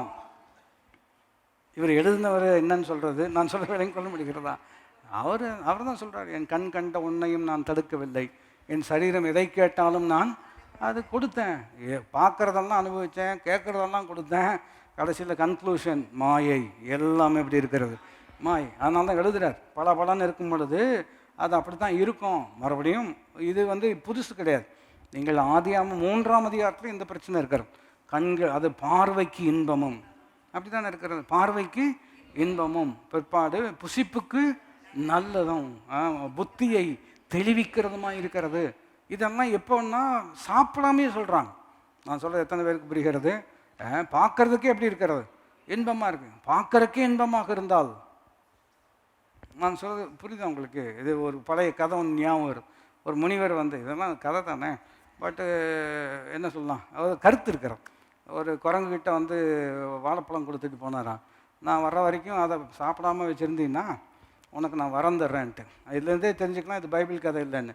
நான் சொல்ல உங்களுக்கு புரிகிறதா? பட் இது புரிந்து கொள்வதற்கு. அப்போ அந்த முனிவர் போயிட்டார். அந்த குரங்கு பார்த்துட்டே இருந்துச்சான். பார்த்துட்டே இருக்கும்போது அதுக்கு மைண்டு வேலை செய்யுது அல்லவா. பழத்தை சாப்பிடக்கூடாதுன்னு தானே சொன்னார், மோந்து பார்க்கக்கூடாதுன்னு சொன்னாரா அப்படின்னு சொல்லிட்டு, கரெக்ட், டெக்னிக்கலி கரெக்டு தானே, பழத்தை சாப்பிடக்கூடாதுன்னு சொல்லியிருக்காரு. மோந்து பார்த்தா என்ன தப்பு? மோந்து பார்த்தோன்னே அப்புறம் மைண்டு சொல்லுது, நக்கி பார்த்தா என்ன, சாப்பிடத்தானே கூடாது, அப்புறம் நக்கி பார்க்குறது இல்லையா. அப்புறம் அது மறுபடியும் டெக்னிக்கலாக பழத்தை சாப்பிடாதே என்று தான் சொல்லியிருக்கிறதே தவிர தோலை சாப்பிடாதே என்று என்ன செய்யவில்லை, சொல்லவில்லை. இப்படியெல்லாம் குரங்கு யோசிக்குமான்னா யோசிக்கலாம். நான் சொல்ல குரங்கை பற்றி கதை சொன்னவர் யோசிச்சிருக்கார், வேறு ஒன்றும் கிடையாது அல்லவா. அப்புறம் தோலை சாப்பிட்டது. அப்புறம் சொன்னிச்சான் தோலே இவ்வளவு நல்லா இருக்கும்னா. இதுதான் பாவத்தின் வஞ்சனை ஒரு வகையில் சொல்லணுன்னா. எடுத்தோன்னே அதாவது அதனுடைய இன்னும் எளிமையாக சொல்லலாமே. இப்போ கிரெடிட் கார்டு உங்களுக்கு கொடுக்குறவங்க என்ன சொல்லுவாங்க, எங்கேருந்து எங்கே கனெக்ட் ஆகுதுன்னு நான் சொல்ல புரிகிறதா. அதை ப்ரொமோட் பண்ணுறவங்க என்ன சொல்கிறாங்க, என்ன சொல்லுவாங்க இல்லையா, இதனால் என்னென்ன அட்வான்டேஜ் வருதுன்னு தான் சொல்லுவாங்களே தவிர ஒருபோதும் இதனால் டிஸ்அட்வான்டேஜ் வருவதற்கு அதை சொல்லவே மாட்டாங்க. நீங்கள் படுத்திருக்கும் படுக்கையும் அவன் எடுத்துக்கொண்டு போவான்னு நீதிமொழிகள் இருக்கிறது அல்லவா, அதை என்ன செய்ய மாட்டாங்க, சொல்ல மாட்டாங்க. ஆனால் இந்த கடன் அட்டை, தமிழில் சொன்னோம்னா அதுக்கு என்ன அட்டை பேருங்க, கடன் அட்டை இல்லையா. கடன் அட்டைன்னு தமிழில் சொன்னோம்னா எடுப்பா இல்லை, இங்கிலீஷில் சொன்னோம்னா எப்படி இருக்கிறது, கிரெடிட் கார்டு வச்சுக்க, ஓ ஐ ஹேவ் 3, ஓ அப்போ 3 நாளில் போயிடுவார். நான் சொல்ல வேலை கொள்ள முடிகிறது தான். அப்போது குறிப்பு என்ன சொல்ல வரோம், பாவத்தின் வஞ்சனை அது அப்படி தான் இருக்கும். தீமை ஒருபோதும் என்ன செய்யாது, சொல்லவே சொல்லாது. அது எப்போவுமே இது சூப்பராக இருக்கும், சிறப்பாக இருக்கும். அதனால தான் நான் சொன்னது போல் சாலமோன் எழுதும் பொழுது இல்லையா, அது பார்ப்பதற்கு எப்படி இருக்கும், பளபளப்பாக தான் இருக்கும். ஆனால் முடிவில் அது என்ன செய்யும், கடிக்கக்கூடியதாக அழிக்கக்கூடியதாக இருக்கிறது. அப்போ அதிலிருந்து வெளியில் வராமல் அங்கேயே நின்றுட்டு எனக்கு இளைப்பாறுதல் வேணும் இல்லையா, அதாவது கடவுள் எனக்கு நிம்மதி தரணும், ஆனால் என் வாழ்க்கையை நான் மாற்றிக்க மாட்டேன். எப்படி, கடவுள் எனக்கு நிம்மதி தரணும் ஆனால் வாழ்க்கையை மாற்றிக்கணும், நான் இருக்கிற மாதிரி தான் இருப்பேன். இப்படி ஒரு கடவுள் தான் நிறைய பேர் விரும்புகிறாங்க. அதாவது அவங்களுக்கு எப்படிப்பட்ட விருப்பம் இருக்குன்னா, நீங்கள் எதையுமே செய்ய வேண்டாம், நீங்கள் இருக்கிற மாதிரியே இருங்க, அவர் எல்லாமே பண்ணிடுவார். இது எப்படி இருக்கு, நல்லா தானே இருக்கேன். நீங்கள் எதையுமே என்ன செய்ய வேண்டாம், you carry on the same life style, அதே வாழ்க்கை முறையில் இருங்க. அதாவது இப்படி ஒரு உதாரணம் சொன்னாங்க, அது ரொம்ப எளிமையாகவும் ஏற்புடையதாகவும் இருக்கிறோம். அதாவது ஒரு டயட் பில் கொண்டு வந்திருக்கிறாங்கன்னு வச்சுக்கோங்க, உதாரணம் தான். அந்த டயட் பில் அது எப்படி இருக்குன்னு சொன்னோம்னா, நீங்கள் என்ன வேணாலும் சாப்பிட்டுக்கலாம், எவ்வளோ வேணாலும் சாப்பிட்டுக்கலாம், எப்போ வேணாலும் சாப்பிட்டுக்கலாம். ஆனால் இந்த ஒரு டேப்லெட் மாத்திரம் போட்டிங்க அப்படின்னா வெயிட்டே ஏறாது. அப்படின்னா எத்தனை பேருக்கு அது சந்தோஷமான டேப்லெட்டாக இருக்கும், எல்லாருக்கும். ஏன்னா என்ன வேணால் சாப்பிட்லாம், எப்போ வேணால் சாப்பிட்லாம், எவ்வளோ வேணாலும் சாப்பிட்லாம். சாப்பிட்டுட்டு ஒரு மாத்திரம் போட்டிங்க அப்படின்னு சொன்னோம்னா வெயிட்டே என்ன செய்யாது. இப்படி தான் கடவுள் இருக்கணும்னு நினைக்கிறாங்க. என்ன வேணால் பண்ணிக்கலாம், எப்படி வேணாலும் வாழ்ந்துக்கலாம். ஆனால் ஞாயிற்றுக்கிழமை வந்துட்டோம்னா இளைப்பாறுதல் அப்படியே அலைமோதிட்டு என்ன செய்கிறது, அது நடக்காதுங்கிறதான் பைபிள் சொல்லுது. அந்த மாதிரி நடப்பதற்கு வாய்ப்பு இல்லை. அப்போ அவங்களுக்கு என்ன சொல்கிறாங்கன்னா, அப்போ அது எங்களுக்கு ஒத்து வராது. ஏன்னா நாங்கள் மாறுவதற்கு மாற்றங்க அவசியம், அதாவது ஆயத்தம் கிடையாது. ஆனால் அவர் மாத்திரம் எங்களுக்குள்ளே என்னத்தை ஏற்படுத்தணும், மாற்றம். இப்போது உதாரணத்துக்கு சொல்ல வேண்டும் என்று சொன்னால், இப்போ ஒரு வியாதி இருக்கிறது, அந்த வியாதிக்கு சில மருந்தெல்லாம் கண்டுபிடிச்சிருக்காங்க, டாக்டர்லாம் இருக்கிறாங்க, அவங்களாம் விளக்கம் சொல்ல முடியும். ஆனால் அதே சமயத்தில் இதையெல்லாம் அவாய்ட் பண்ணணும்னு சில விஷயம் சொல்கிறாங்கல்லவா. அந்த அவாய்ட் பண்ணுறது எல்லாம் இல்லை அதெல்லாம் அவாய்ட் பண்ண முடியாது, that's my lifestyle, I have lived with it for long, ரொம்ப வருஷம் அதுலேயே நான் வாழ்ந்துருக்கேன், அதையெல்லாம் என்னால் தவிர்க்க முடியாது அப்படின்னு சொன்னால் போய் சேர வேண்டியதான். எளிமையாக சொல்லணும்னா அதை ஜெயிச்சு வரணும் அப்படின்னு சொன்னோம்னா நமக்குள்ள கட்டாய மாற்றம் ஏற்பட்டு தான் ஆக வேண்டும். அந்த மனம் திரும்புவதற்கு தேவன் நமக்கு உதவி செய்கிறார். என்னால் முடியாதுன்னு ஒருத்தர் சொல்கிறாருன்னா அதையும் ஏற்றுக்கொள்கிறோம். ஆமாம், உங்களால் முடியாது, ஆனால் தான் அவர் உங்களுக்கு என்ன செய்வார், உதவி செய்வார் இல்லையா. அவர் உங்களுக்கு உதவி செய்யும் பொழுது அந்த உதவிக்கரத்தை பிடித்துக் கொள்வதுதான் அடுத்த குறிப்பாக சொல்லும்படியாக விரும்புகிறேன் இல்லையா. அப்போ தான் இளைப்பாறுதல் நமக்குள் என்ன செய்யக்கூடியதாக இருக்கிறது, வரக்கூடியதாக இருக்கிறது. அப்போது இங்கே யோவான் ஸ்நானகன் சொல்லும் பொழுதும் பேர் ஃப்ரூட் இன் அக்கார்டன்ஸ் வித் ரிப்பன்டன்ஸ்ன்னு சொல்கிறார். மனம் திரும்புதலுக்கு ஏற்ற கனிகள் கொடுக்க வேண்டும் என்று சொன்னால், மனதில் மாற்றம் வந்தால் கட்டாயம் செயலில் என்ன வர வேண்டும், மாற்றம் வரணும். செயலில் மாற்றம் வரல அப்படின்னு சொன்னோம்னா இன்னும் மனதில் சரியான மாற்றங்கள் வரவில்லை. நான் சொல்வது எத்தனை பேருக்கு புரிந்து கொள்ள முடியும். இந்த ஐஸ்வர்யவான் வந்தார் அல்லவா, அவர் ஒரு கிளாசிக்கல் எக்ஸாம்பிள். வர்றாரு. பலமுறை நாம் கற்றுக்கொண்ட விஷயந்தான். சரியான கேள்வி கேட்குறாரு. சரியான நபரிடம் வந்து சரியான கேள்வியை கேட்டு சரியான பதிலை பெற்று சோகமாக திரும்பி போன ஒரே ஆள் யார் தான்? அவர் தான், இல்லையா? அவர் சொன்னது புரிஞ்சுதா புரியலையா? அதாவது புரியாமல் போயிட்டாரா, புரிஞ்சனால போயிட்டாரா? இல்லையா? புரிஞ்சு எப்படிங்க போக முடியும்? புரிஞ்சிச்சுன்னா கரெக்டாக தானே ரெஸ்பாண்ட் பண்ணணும், இல்லையா? அதாவது சப்ஜெக்ட் புரிஞ்சிருச்சு ஆனால் ஃபெயில் ஆகிட்டாருன்னு சொன்னால் எப்படி சொல்ல, அதை எப்படி ஏற்றுக்கொள்கிறது? நான் சொல்கிறது புரியும். சப்ஜெக்ட் புரிஞ்சுது ஆனால் என்ன செய்யலை, ஃபெயில் ஆகிட்டாருன்னு சொன்னோம்னா மறுபடியும் அங்கே கொஞ்சம் யோசிக்க வேண்டியதாக இருக்கிறது. அவருக்கு புரியாதனால ஃபெயில் ஆகிட்டார் அப்படின்னு சொன்னால் சரி, அவருக்கு புரியலன்னு சொல்லலாம். இல்லை, அவருக்கு நல்லா தெரியும். நல்லா தெரிஞ்சதுனால என்ன விளைவு என்று கேட்டால், தெரிந்து கீழ்ப்படிவதனால் எதையெல்லாம் விடணும்னு பார்த்தாரு, அதையெல்லாம் நம்மளால் விட முடியாது. விட முடியாதுன்னு சொல்கிறத காட்டிலும் இன்னொரு கோணத்தில் ரொம்ப அற்புதமாக அதை நாம் கற்றுக்கொண்டு இருக்கிறோம்.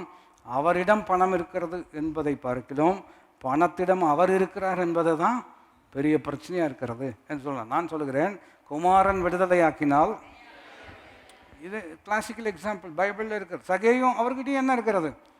அவர்கிட்டையும் பணம் இருக்கிறது, இல்லையா? இவர் சொல்கிறார், ஆண்டவர் சொல்கிறார், இதையெல்லாம் விட்டுட்டு நீ என் பின்னே என்ன செய்யணும், வரணும்னு சொல்கிறார். ஆனால் சகையிட்டு அப்படி சொல்லலை, அது வித்தியாசமாக இருக்கிறது. நான் உன் வீட்டுக்கு வரணும்னு சொல்கிறார். நான் உன் வீட்டுக்கு வரணும்னு சொல்கிறார். போகிற வழியில் இவர் சொல்கிறாரு, அப்போ எதையெல்லாம் கொடுக்கணுமோ அதையெல்லாம் நான் என்ன செஞ்சிடறேன், கொடுத்துட்றேன்னு சொல்கிறார்.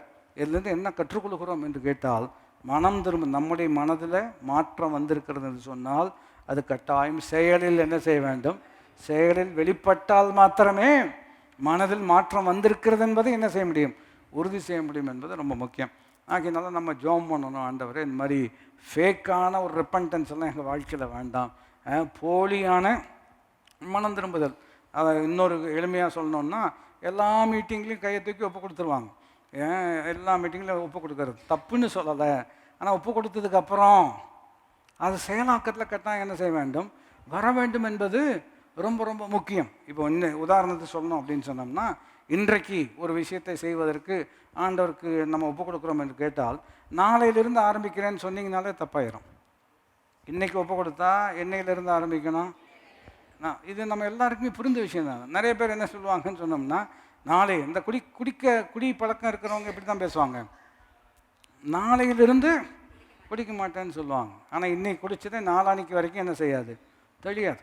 ஏன்னா நான் வந்து ஒரு ஆல்கஹாலிக்கான மீட்டிங் போயிருந்தேன், கூப்பிட்டனால போனேன். நான் சொல்கிற விளங்கிக் கொள்ள முடிகிறதா? அங்கே ஒருவர் சாட்சி சொன்னார். அவங்களுக்கு சாட்சி நேரமெல்லாம் வச்சுருக்குறாங்க.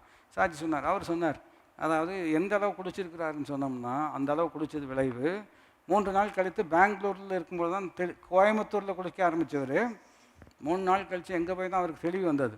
தெளிவு வரும்போது எந்த ஊரில் இருக்கிறாரு, அப்படி இருந்த ஒரு மனுஷனை ஆண்டவர் அற்புதமாக என்ன செய்திருக்கிறார், மாற்றியிருக்கிறார். நான் சொல்லுகிறேன், குமாரன் உங்களை விடுதலையாக்கினால், அதனால் சுய முயற்சினால் நான் மாறப்போகிறேன், ஐ கேன் டூ இட், அந்த ஸ்லோகன் எல்லாம் கேட்குறதுக்கு நல்லா இருக்குமே தவிர, உங்களுடைய வில் பவர் இருக்கிறது அல்லவா, உங்களுடைய சுய சித்தம்ங்கிறது பாவத்தை மேற்கொள்ளக்கூடிய அளவுக்கு சுய சித்தத்தில் என்ன கிடையாது, பலன் கிடையாது.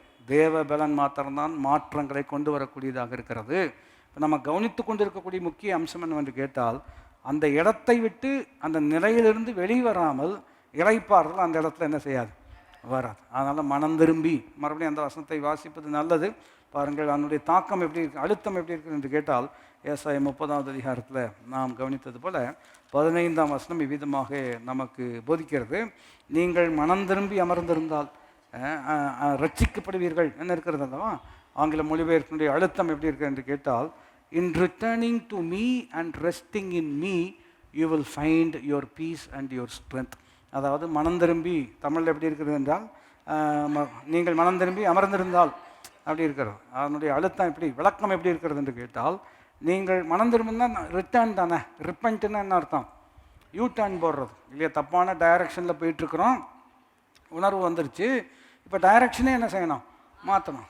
டைரக்ஷனில் மாற்றி வேற எங்கேயோ போயிட்டோம்னா அதுவும் வாய்ப்பு இருக்கிறது அல்லவா, இல்லையா. மேக் யூ டர்ன் அப்படின்னு சொன்னோம்னா யூ டர்ன் பண்ணியாச்சு, அதுக்கப்புறம் வேறு கட்டில் எங்கேயோ போயிட்டோம்னா, நான் சொல்கிறது விளங்கிக் கொள்ள முடிகிறதா, எழுத்து அதாவது லிட்ரலாக யோசிச்சோம்னா அதுக்கெல்லாம் வாய்ப்பு இருக்கிறோம். அப்போ இங்கே வசனத்தினுடைய அழுத்தம் எப்படி இருக்குது என்று கேட்டால், you make a U turn and come back to him. நீங்கள் மனம் திரும்பி என்று சொன்னால், திரும்பி ஆங்கில அழுத்தம் எப்படி இருக்கு என்று கேட்டால், in returning to me and resting in me you will find your peace and your strength. நீங்கள் என்னிடம் மனம் திரும்பி என்னில் அமர்ந்திருந்தால்தான், இளைப்பாறினால்தான் உங்களுக்கு அமெரிக்கையும் நம்பிக்கையும் உண்டாயிருக்குன்னு சொல்கிறார். அப்போது ஏன் இது ரொம்ப முக்கியம் அப்படின்னு கேட்டிங்கன்னா, ஏசாயா 30:15 ஒரு அணுகுமுறையை சொல்லிக் கொடுக்கல, ஒரு தத்துவத்தை சொல்லிக் கொடுக்கல, அங்கு ஒரு உறவை முக்கியப்படுத்துகிறது. சொல்லுங்க, எதை முக்கியப்படுத்துகிறது? உறவு. அதனால தான் கிறிஸ்தவத்தில் ரொம்ப அடிப்படையான அஸ்திபாரமான விஷயம் என்ன கேட்டால், தேவனோடு நமக்கு இருக்கக்கூடிய உறவு. இங்கே ஃபார்முலாலாம் கிடையாது இல்லையா? ஃபார்முலா தப்பு அப்படின்னு சொல்ல முடியுமா? இல்லை இல்லை, சிலருக்கு அது ஒர்க் ஆகும். ஆனால் கிறிஸ்தவத்தில் ஃபார்முலா கிடையாது. 3 ஸ்டெப்ஸ் 4 ஸ்டெப்ஸ் 5 ஸ்டெப்ஸ் அப்படிங்கிறதுலாம் கிடையாது. ஏன்னா சிலருக்கு ஃபஸ்ட்டு ஸ்டெப்பே தாண்ட முடியாது. அப்படி இருக்கும் பொழுது அவங்களுக்கு 7 ஸ்டெப் இருந்தால் என்ன, 8 ஸ்டெப்ஸ் இருந்தால் என்ன, எந்த பிரயோஜனமும் கிடையாது. ஆனால் கிறிஸ்தவத்தில் மிக முக்கியமான விஷயம் என்னவென்று கேட்டால், அவரிடம் வருவது. சொல்லுங்கள், யாரிடம் வருவது? அவரிடம் வருவது. இப்போ அது இம்பர்சனலாக கொண்டு போகிறோம் அப்படின்னு சொன்னோம்னா, இப்போ anybody can follow the steps and anybody can achieve it அப்படின்னு உலகத்தில் இருக்கிறார். யார் வேண்டுமென்றாலும் இந்த படிகளை பின்பற்றி யார் வேண்டுமென்றாலும் எதையும் என்ன செய்யலாம், அடையலாம். அது உலகத்தினுடைய அறிவு. அதுக்கும் பைபிளுக்கு என்ன கிடையாது, சம்பந்தம் கிடையாது. வருத்தப்பட்டு பாரம் சுமக்கிறவர்களே, நீங்கள் இந்த 3 படிகளை நீங்கள் பின்பற்றுவீர்கள் என்று சொன்னால், அப்படி இல்லையா, என்னிடத்தில், அதைத்தான் அடுத்தது நம்ம கவனிக்கும்படியாக இருக்கிறோம். என்னிடத்தில் வாருங்கள்னு சொல்கிறார். அப்போ இன் ரிட்டர்னிங் டு மீ, அப்போ அதனால தான் கர்த்தர் என்னை பிறாக இருக்கிறார். அவர் என்னை புல்லுள்ள இடங்களில் மேய்த்து என்னை அமர்ந்த தண்ணீரண்டை கொண்டு, அவர் என்னுடைய ஆத்மாவை, எல்லாவற்றிலும் என்ன இருக்கிறது, அந்த பர்சனல் ரிலேஷன்ஷிப் இருக்கிறத நம்ம கவனிக்கிறோம். ஆகினால்தான் நாம் மீண்டும் பயப்படுவதற்கு அடிமைத்தனத்தின் ஆவியை பெறாமல் அவரை அப்பா பிதாவே என்று கூப்பிட பண்ணுகிற புத்திர சுவிகாரத்தினுடைய, மறுபடியும் அந்த வார்த்தை ரொம்ப அற்புதமான வார்த்தை, புத்திர சுவிகாரத்தின் ஆவி என்று சொல்லும் பொழுது இந்த சன்ஷிப் ப்ரொடியூசிங் ஸ்பிரிட்டுங்கிறது தான் அதனுடைய தாக்கம். அதாவது புத்திர சுவிகாரத்தின் ஆவின்னு சொல்லும் பொழுது, புத்திர சுவிகாரத்தை உண்டு பண்ணுகிற ஆவியை நமக்கு கர்த்தர் கொடுத்துருக்கிறார். எப்படிங்க புத்திர சுவிகாரத்தை உண்டு பண்ணுகிறார் அப்படின்னு என்ன அர்த்தம்னா, இல்லை அப்படி இல்லைன்னு சொன்னால் நான் பாவிங்கிறது எனக்கு நல்லாவே தெரியும். இந்த பழசெல்லாம் எனக்கு நினைவு வரும் பொழுது மறுபடியும் எனக்கு மைண்டு எங்கே தான் இருக்கும், நம்ம பாவி என்ன இருந்தாலும் பாவி தானே, அப்படிப்பட்டவன் தானே அப்படின்னு ஒரு எண்ணம் வந்துச்சுன்னா, அப்போ பிசாசு என்ன சொல்லுவான், நீ எப்படிப்பட்டாலும் அப்படிப்பட்டவன் தானே, அப்போ இப்போ எப்படி இருந்தால் என்ன, நான் சொல்ல விளையும் கொள்ள முடிகிறதா? ஒரு பாவம் செஞ்சாலும் பாவி தான். ஐடியா கொடுக்குறோம்னு சொல்ல, அவன் ஆர்கியூமெண்ட், ஒரு பாவம் செஞ்சினாலும் பாவி தான், 1000 பாவம் செஞ்சாலும் பாவி தான். அப்போ ஒன்றுக்கு பதிலாக பேசாமல் 1000 பண்ணிட்டு போக வேண்டியதானே, கிடைக்கிற வரைக்கும் அனுபவிக்க வேண்டியதானே. ஆனால் பிரச்சனை என்ன, இந்த 1000 திரும்பி வரவே முடியாதுங்கிறத அவன் சொல்லவே மாட்டான். நான் சொல்கிறவங்களுக்கு புரிகிறதா? அப்போ குறிப்பு நாம் கவனிக்க வேண்டும் என்று சொன்னால், இன் ரிட்டர்னிங் டு ஹெம், அவரிடம் நாம் என்ன செய்கிறோம், வருகிறோம். ஆகினால தான் குமாரன் உங்களை விடுதலை ஆக்கினால், அதை பைபிள் எப்படி இருக்குன்னா, சத்தியத்தை அறிவீர்கள், சத்தியம் உங்களை விடுதலை, அதை மாத்திரம் எடுத்துட்டோம் அப்படின்னு சொன்னோம்னா, truth will set you free அப்படின்னு இருக்கிறது. ட்ரூத் மறுபடியும் இம்பர்சனல் கிடையாது, நானே வழியும் சத்தியமும் இல்லையா. சத்தியம் என்பது ஒரு சட்டம் அல்ல, சத்தியம் என்பது ஒரு நபர். அதனால தான் அடுத்த வார்த்தை நாம் கவனிக்கும் பொழுது, குமாரன் உங்களை விடுதலை ஆக்கினால், அதனால தான் சங்கீதம் 23 முழுவதும் பர்சனலாகவே போகிறது.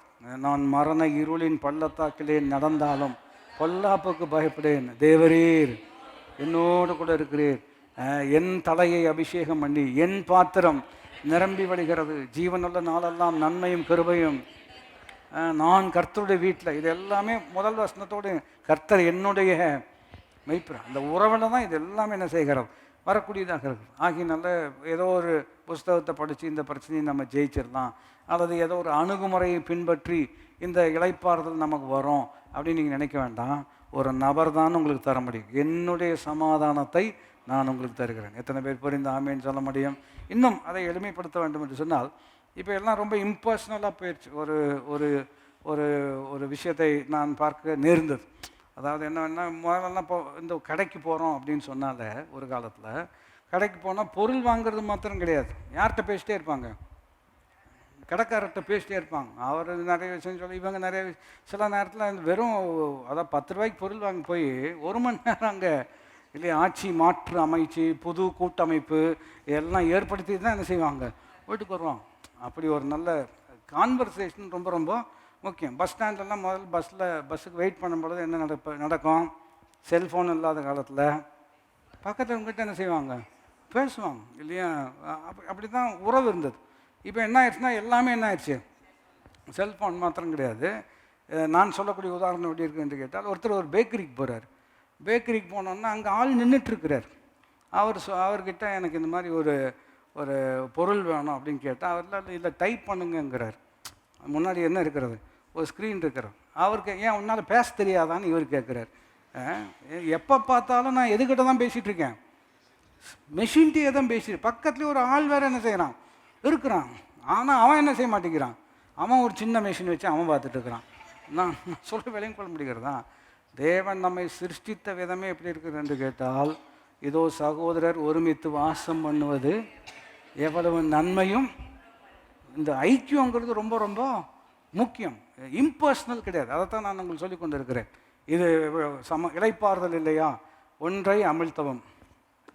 நான் சொல்ல விலையும் கொள்ள முடிகிறதா, வீட்டில் பிரச்சனையா, 2ஐ அழுத்தவும் இல்லையா. அவரோடு பேச வேண்டும் என்று சொன்னால் 9ஐ எடுத்தோன்னே எல்லாரும் இங்கே தான் அமுத்துவாங்க, 9 தான் அமுத்துவாங்க. பார்த்துருக்கீங்களா? ஏன்னா ஒரு ஆள்கிட்ட பேசும்போது நம்ம பிரச்சனையை சொல்லணும்னா ஒரு ஆள்கிட்ட சொன்னால் எப்படி இருக்கும், எளிமையாக இருக்கும். இது மனுஷ இயல்பு. கர்த்தர் இப்படி தான் அவனை படைச்சி வச்சுருக்கிறார். நம்மளால் மெஷின் எல்லாம் கொண்டு வந்து இல்லையா ரொம்ப இம்பர்சனலாக போகுது. நான் சொல்லுகிறேன், கிறிஸ்தவம் என்னுடைய விசேஷமே என்னவென்று கேட்டால், நீங்கள் என்னை நோக்கி கூப்பிடு, அப்பொழுது நான் உனக்கு மறு உத்தரவு. எவ்வளோ அற்புதமான ஒரு விஷயம் என்பதை நீங்கள் நிதானிப்பது நல்லது. நீங்கள் கூப்பிட்டால் சர்வ வல்லமுள்ள தேவன் உங்களுக்கு பதில் கொடுக்குறார்.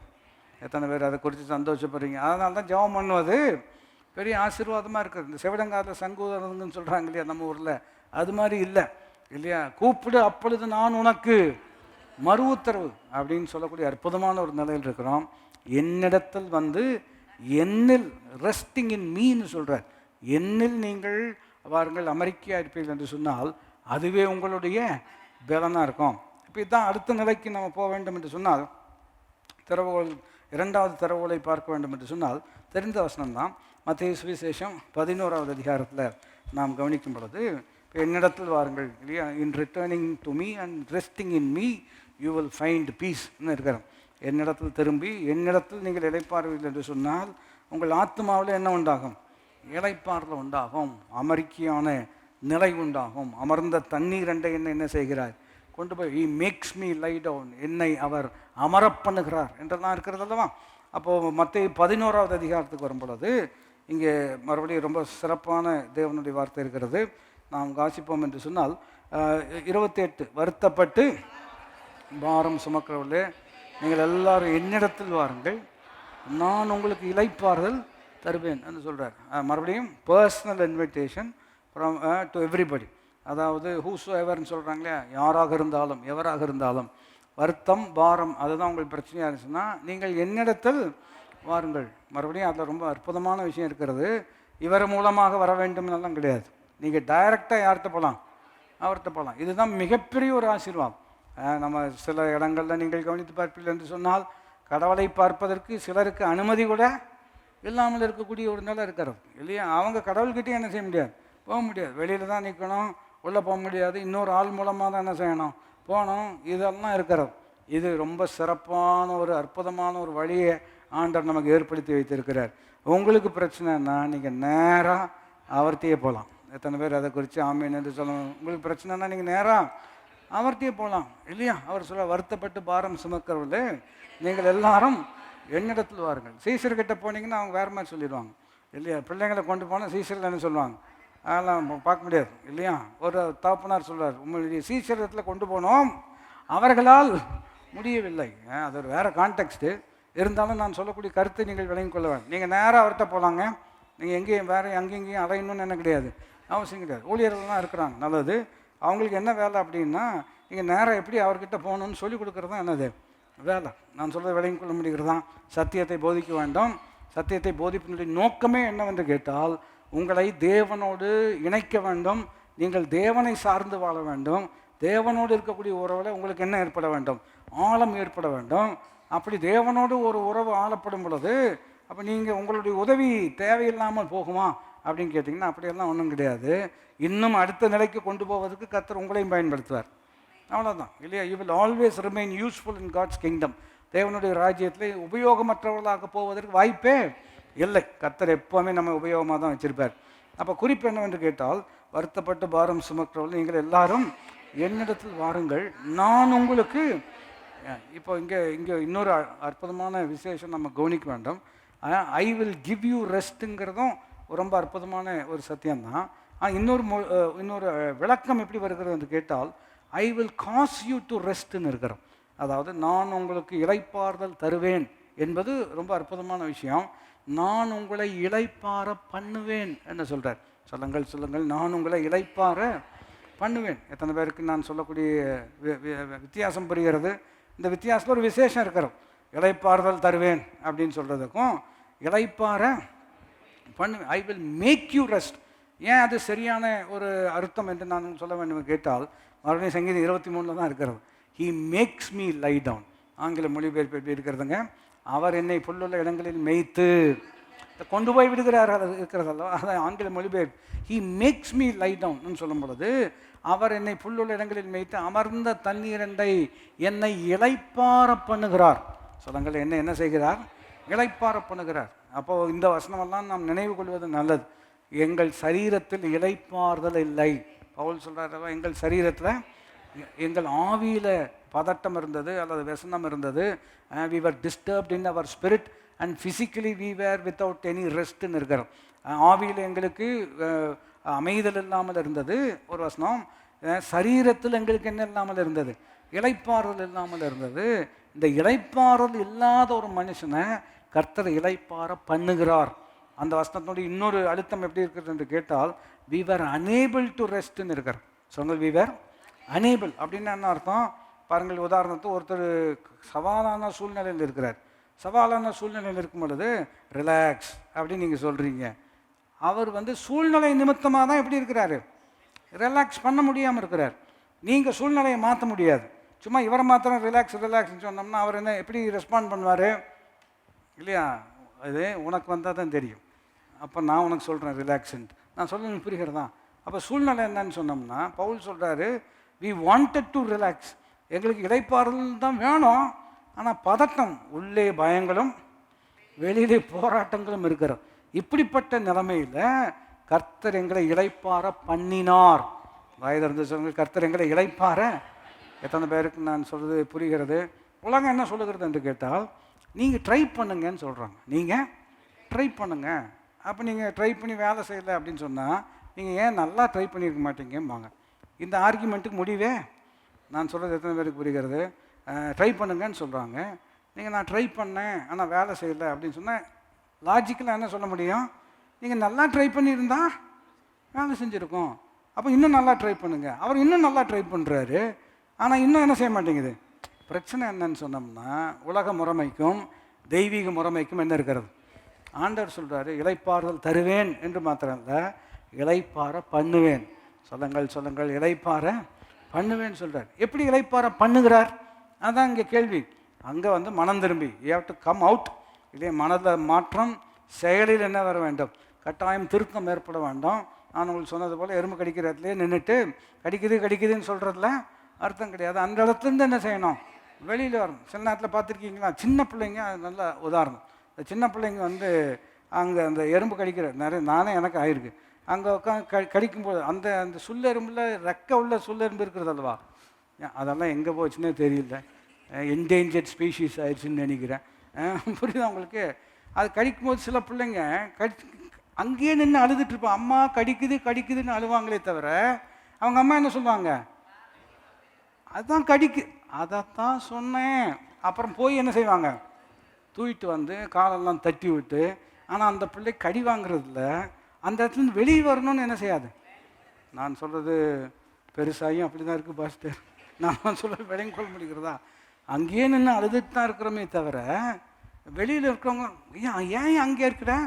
இப்போ ஆங்கிலத்தில் சொன்ன ஸ்னாப் அவுட் ஆஃப் இட் அப்படிம்பாங்க. ஸ்னாப் அவுட் ஆஃப் இட்னா, if it is that easy I would have snapped out a long time ago. நான் சொல்ல விளங்கி கொள்ள முடிகிறதா? சும்மா அப்படி வெளியில் வந்துடுங்க, ஒரு சொடக்கு போடுற மாதிரி தானே. நான் அப்படி வெளியே வரதா இருந்துச்சுன்னா எத்தனையோ சொடக்கு போட்டிருப்பேனே.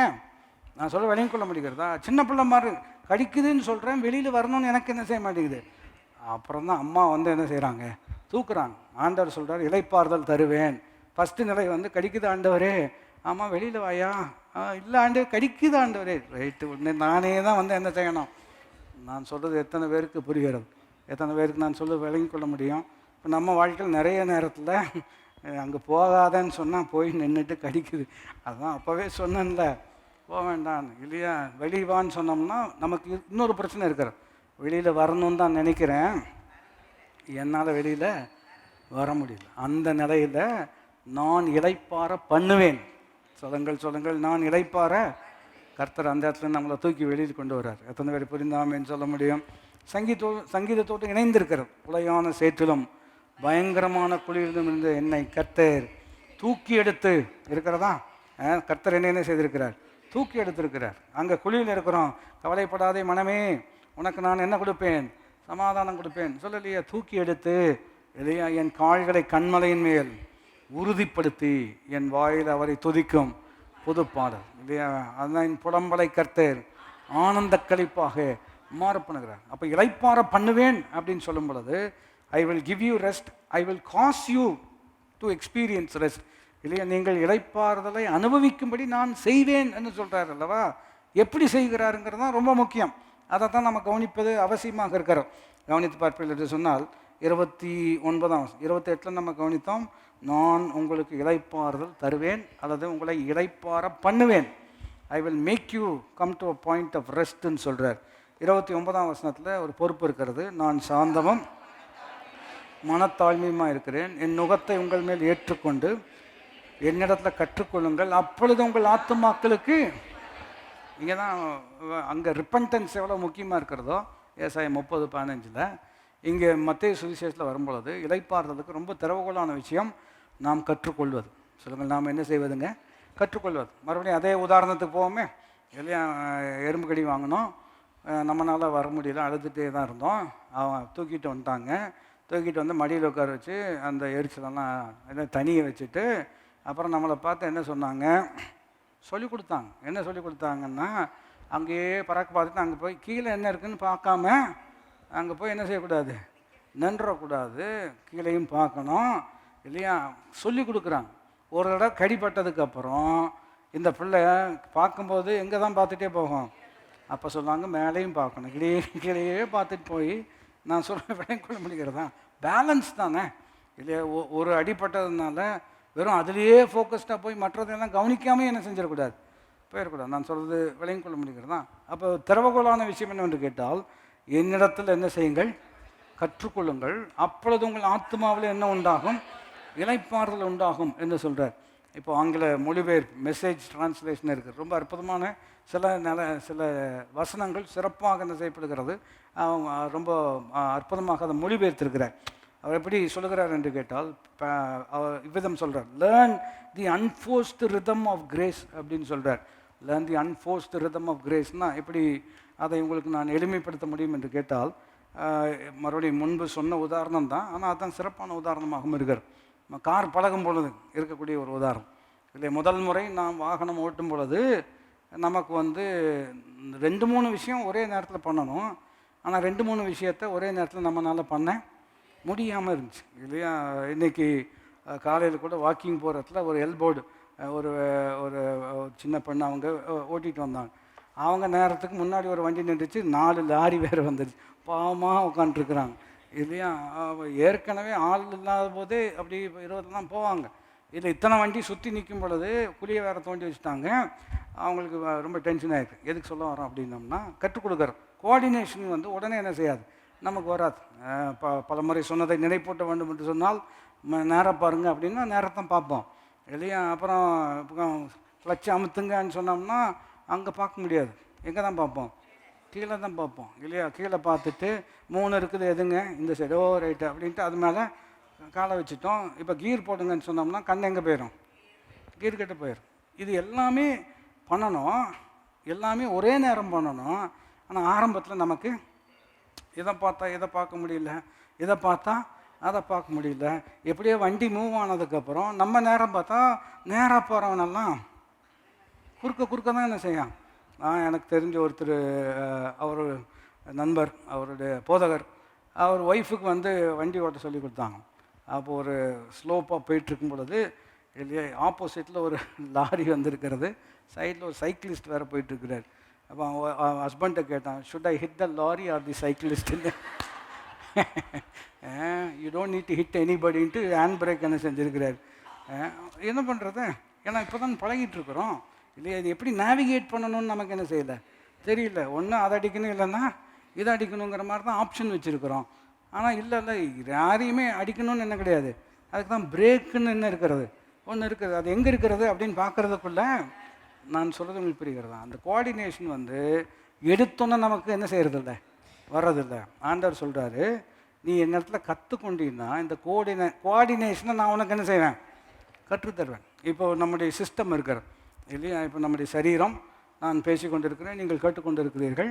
நாம் இந்த நிலையில், இந்த அமைதியான நிலையில் நம்முடைய சிஸ்டம் எல்லாமே ஒன்றோடு ஒன்று என்ன செய்கிறது, ரொம்ப அற்புதமாக இணக்கமாக என்ன செய்கிறது, வேலை செய்கிறோம் இல்லையா. கவனித்து பார்த்தீங்களா, நான் சொல்கிறது காது கேட்குது, கேட்ட மாத்திரத்தில் இல்லையா நம்முடைய மூளை என்ன செய்கிறது, ப்ராசஸ் பண்ணுகிறது, ப்ராசஸ் பண்ணி சொல்லுகிறது, இன்னமும் அவர் முடிக்கல, ஆமாம் இன்னும் அவர் முடிக்கல, நான் சொல்ல விளங்கி கொள்ள முடிகிறதா.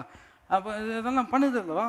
அதே சமயத்தில் இப்போது நீங்கள் உட்காந்துட்டே இருக்கிறீங்க, திடீர்னு ஏசி ஆஃப் பண்ணிட்டாங்கன்னு வைங்களேன், கொஞ்சம் நேரத்தில் பிரசங்க கேட்டுகிட்டே இருப்பீங்க இல்லையா. இது ஆவின் அனலாம் அல்லது ஏசி ஆஃப் பண்ணிட்டாங்களான்னு மைண்ட் என்ன செய்யும், ஒர்க் பண்ணும் இல்லையா. நான் சொல்லுங்களுக்கு புரிகிறதா.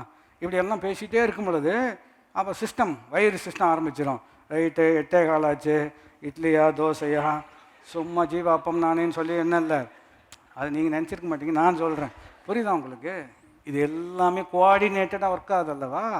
இதை சிருஷ்டித்தவர் யாருன்னு நினைக்கிறீங்க, அவர் தான் சொல்கிறார், என்னிடத்தில் வந்து கற்றுக்கொண்டால் you will learn the unforced rhythm of grace அப்படின்னு சொன்னோம்னா, ரொம்ப நம்மை வற்புறுத்தி நான் இந்த வேலை செய்ய போகிறேன், செய்து ஆக வேண்டும், இல்லாவிட்டால் அப்படிங்கிற ஒரு நிர்பந்தம் இல்லாதபடிக்கு ரொம்ப எளிமையாக, இதுதானே சிறப்பாக ஆண்டவர் கிருபையினால் நம்மளால் செய்ய முடியும். சவால் தானே இருக்கட்டும், ஆண்டவர் கூட இருக்கிறார் அல்லவா, சத்தியம் கூட இருக்கிறது அல்லவா, இது வரைக்கும் ஆண்டவர் நடத்தியிருக்கார் அல்லவா, இனிமேலும் கட்டாயம் என்ன செய்வார், நடத்துவார். இது எடுத்தோன்னே இப்படி இருக்கிறதா இல்லை. எடுத்தோன்னே நமக்கு எப்படி இருந்தது சொன்னால், பிரச்சனை இருந்துச்சுன்னா நம்ம கண்ணை எதை மாத்திரம்தான் பார்த்தது, பிரச்சனை மாத்திரம்தான் பார்த்தது, அப்படி தான் இருந்தோம். ஆனால் அவரிடம் கற்றுக்கொள்ளும் பொழுது பிரச்சனையும் பார்க்கிறோம், தேவனையும் பார்க்கிறோம். இன்னும் சொல்ல வேண்டும் என்று சொன்னால், ஒரு பிரச்சனையை பார்ப்பதுக்கு முன்பதாக யாரை பார்த்து தான் பார்க்கிறோம். அதுக்கு ஒரு அற்புதமான ஒரு உதாரணம் நினைவுக்கு வருகிறோம். ஒரு பிரசங்கியார் சொல்லி, சில உதாரணங்கள்லாம் யாரோ சொல்லியிருப்பாங்க, அந்த அந்த வசனம் வரும்போது அவங்க ஞாபகம் வரும். அதனால் அவங்களுக்காக ஆண்டவரே அவங்கள ஆசீர்வதியும், அவங்க மூலமாக ஒரு சத்தியம் எனக்கு சொல்லிக் கொடுத்ததுக்காக நன்றி. எதுக்கு இந்த உதாரணம் சொல்ல வந்தோம்னு சொன்னோம்னா, பேதுரு கொண்டு போகிறாங்க, அந்த தொற்கால் இறந்து போயிட்டாங்கல்லவா, போன உடனே எல்லாத்தையும் வெளியே போக சொல்லிட்டார். அந்த வசனத்தினுடைய நரேஷன் கவனித்து பார்த்தீங்கன்னா, அவன் முழங்கால் படிட்டு ஜெபம் பண்ணி பின்பு சரீரத்தை புறமாக திரும்பி தென் ஹி டேர்ன்டு டுவர்ட்ஸ்ன்னு இருக்கிறோம். அதனுடைய எளிமையான பிக்சர் எப்படி இருக்குது என்று கேட்டால், எடுத்தோன்னா பார்க்கல, அவர் வந்து முழங்கால் படிட்டு ஜெபம் பண்ண பின்பு பார்க்குறார் இல்லையா. படிக்கிறதுக்கு நிறையா இருக்கிறது, ஆமாம் நிறையா இருக்கிறது. அதுக்கு முன்னாடி பைபிள் எடுத்து வாசித்து ஜெபம் பண்ணிவிட்டு, அதுக்கப்புறம் கெமிஸ்ட்ரி புக்கை திறந்தீங்க அப்படின்னு சொன்னீங்கன்னா ஈக்குவேஷனெல்லாம் ஈஸியாக இருக்கும். நான் சொல்வது எத்தனை பேருக்கு புரிகிறது இல்லை, அது ரொம்ப எளிமையான விஷயம். நாங்களாம் வளர்ந்து வரும்போது சொல்லிட்டாங்க, பைபிள் வாசிக்காமல் எதை வாசிச்சினாலும் உனக்கு புரியாது. அதுக்காகவே என்ன செஞ்சோம், நான் சொல்கிறது விளங்கிக் கொள்ள முடிகிறதா. அதுதான் ஒரு அற்புதமான, எதை வாசிச்சிங்கனாலும் புரிய வேண்டிய விதமாக என்னிடத்தில் வாருங்கள், கற்றுக்கொள்ளுங்கள், அப்பொழுது உங்கள் ஆத்மாவில் என்ன உண்டாகும், இளைப்பாறுதல் உண்டாகும்னு சொல்கிறார். அப்போ கற்றுக்கொள்வதில் தான் இளைப்பாறுதல் இருக்கிறது. சொல்லுங்கள், எதில் தான் இளைப்பாறுதல் இருக்குங்க, கற்றுக்கொள்வதில் தான் இளைப்பார். அப்போ நம்ம குடும்பத்தில் இல்லை, ஆங்கில வார்த்தையும் முக்கியப்படுத்தும்படியாக விரும்புகிறேன். லெட் மீ டீச் யூன்னு சொல்கிறார். கற்றுக்கொள்ளுங்கள்னு சொன்னால் நீங்கள் படிச்சுக்கோங்கன்னு சொல்கிறார் அல்லவா. இது இன்னொரு தாக்கம் எப்படி இருக்குன்னு கேட்டால், நான் உங்களுக்கு சொல்லித்தரேன்னு சொல்கிறார். நான் உங்களுக்கு, எத்தனை பேர் ஆண்டவர் நமக்கு சொல்லித்தரணும்னு நினைக்கிறீங்க இல்லையா. குடும்ப சூழ்நிலை இருக்கிறது, இது என்ன பண்ணுறதுன்னு நமக்கு தெரியல. ஆண்டவர் சொல்ல, லெட் மீ டீச் யூ, நான் உனக்கு சொல்லித்தரேன், நான் உன்னை இளைப்பாற பண்ணுவேன். எப்படி சொல்கிறாருங்க? நான் உனக்கு சொல்லியும் தருவேன், உன்னை இளைப்பாறவும் பண்ணுவேன். நான் சாந்தமும். அதுவும் ரொம்ப அற்புதமான ஒரு விஷயம். சாந்தம் சொல்லும் பொழுது பாருங்கள், I am gentle and humble அப்படின்னு சொல்ல. ஜென்டில்னு சொன்னோம்னா பாருங்கள், யாக்கோபு 1ஆம் அதிகாரத்தில் இருக்கிறது அல்லவா, ஒருவன் ஞானத்தில் குறைவுள்ளவனாக இருந்தால் யாவருக்கும் சம்பூர்ணமாக கொடுக்கிறவரும் ஒருவரையும் கடிந்து கொள்ளாதவர். கடிந்து கொள்ளாதவருங்கிற ரொம்ப ரொம்ப முக்கியமான வார்த்தை. இதெல்லாம் அவர்கிட்ட கேட்டால் திட்டிடுவாரோ? நீங்கள் எதை கேட்டாலும் திட்ட போகிறதே. கடிந்து கொள்ளாதவரும் கேட்கிற யாவருக்கும் சம்பூர்ணமாய் கொடுக்கிறவர். அப்போ ஆண்டவரே இது எனக்கு புரியல அப்படின்னு சொன்னால், நான் சாந்தமும் மனத்தாள். சின்ன பிள்ளைங்களாக இருக்கும்போது சின்ன பிள்ளைங்க ஒரு டவுட் கேட்கும் பொழுது பெற்றோர் என்ன பண்ணாங்க அப்படின்னு சொன்னோம்னா, தூக்கி மடியில் உட்கார வச்சுக்கிட்டாங்க இல்லையா? மடியில் உட்கார வச்சுட்டு சொல்லி கொடுத்தாங்க, அப்படி தானே இல்லையா? மடியில் உட்காரு. அதே வளர்ந்து வரும் பொழுது ஒரு சிக்கலில் மாட்டிட்டோம் சொன்னோம்னா, நீ ஃபஸ்ட்டு உட்காரு அப்படின்னு சொல்லிட்டு அவங்கள உட்கார வச்சு ஒரு அமெரிக்கான நிலையில் தான் என்ன செஞ்சாங்க, சொல்லிக் கொடுக்குறாங்க. இந்த ஜென்டில்னஸ், அதை இன்னும் இவ்விதம் சொல்லும்படியாக விரும்புகிறேன். போதிப்பதற்கு கட்டாயம் ஜென்டில்னஸ் அண்ட் ஹியூமிலிட்டி வேணும் இல்லையா? நான் சாந்தமும் என்னிடத்தில் கற்றுக்கொள்ளுங்கள்னு சொல்கிறார் இல்லையா? கற்றுக் கொடுப்பதற்கு நமக்கு சாந்தமும் மனத்தாழ்மையும் வேண்டும். எத்தனை பேருக்கு நான் சொல்வது புரிந்து கொள்ள முடியும்? நம்ம ரொம்ப இரிட்டேட்டாக, சில ஆட்கள் கேட்டதையே திரும்ப திரும்ப கேட்டே இருந்தாங்கன்னா நமக்கு என்ன வந்துடும், இரிட்டேட் ஆகுவதற்கு வாய்ப்பு இருக்கிறோம். ஆனால் அவங்க புரிந்து கொள்ள வேண்டும் என்று சொன்னால் நமக்கு சாந்தம் கட்டாயம். எந்த அளவுக்கு சாந்தம் வேணும்னு சொன்னோம்னா, பவுல் எழுதும் பொழுது விதம் எழுதுகிறார், பிசாசினால் அவன் சித்தம் செய்யும்படி அவனால் பிடிக்கப்பட்டவர்கள் மயக்கம் தெளிந்து வரும் மட்டுமாக அவர்களுக்கு சாந்தமாய் உபதேசம் பண்ணுன்னு இருக்கார். கவனிச்சுங்களா? அவன்கிட்ட மாட்டினவன் வெளியில் வர்றதுக்கு நம்ம எப்படி பண்ணணுமா? சாந்தமாக. சத்தம் போடணும் அவசியம் கிடையாது. நம்ம சொல்கிற வார்த்தை இருக்கிறதல்லவா, வார்த்தைக்குள் வல்லமை இருக்கிறது. எத்தனை பேர் புரிந்தாமீன் என்று சொல்ல முடியும்? அப்போ குறிப்பை நாம் கவனிப்போம் என்று சொன்னால், என்னிடத்தில் கற்றுக்கொள்ளுங்கள், நான் உங்களுக்கு இளைப்பாறுதல் தருவேன் சொல்லும் பொழுது, லேர்ன் ஃப்ரம் தி அன்ஃபோர்ஸ்ட் இல்லையா ரிதம் ஆஃப் கிரேஸ்ன்னு சொன்னோம்னா, எந்த விஷயத்தையும் கஷ்டப்பட்டோ வற்புறுத்தலின் பேரோ செய்யாமல், அது இன்னும் எளிமையான வார்த்தை சொல்ல வேண்டும் என்று சொன்னால், அதை விதம் நான் உங்களுக்கு சொல்ல முடியாது. கிருபையினால் வரும் இயல்பான இசைவு. சொல்லுங்கள். கிருபையினால் வரும், அதாவது ஸ்பிரிச்சுவல் ரிஃப்ளெக்ஸ்ன்னு சொல்லுவாங்க. Spiritual reflex. அதை இன்னும் ஒரு கோணத்தில் எளிமைப்படுத்தும்படியாக விரும்புகிறேன். சிலர் இப்போது நம்ம சண்டே ஸ்கூல் ப்ரோக்ராம்னு வச்சுக்கோமே, இதை உதாரணத்துக்கு, அப்போ பிள்ளைங்கள்லாம் டான்ஸ் ஆடுவாங்க இல்லையா? ஒரு 10 பிள்ளைங்க டான்ஸ் ஆடுவாங்க.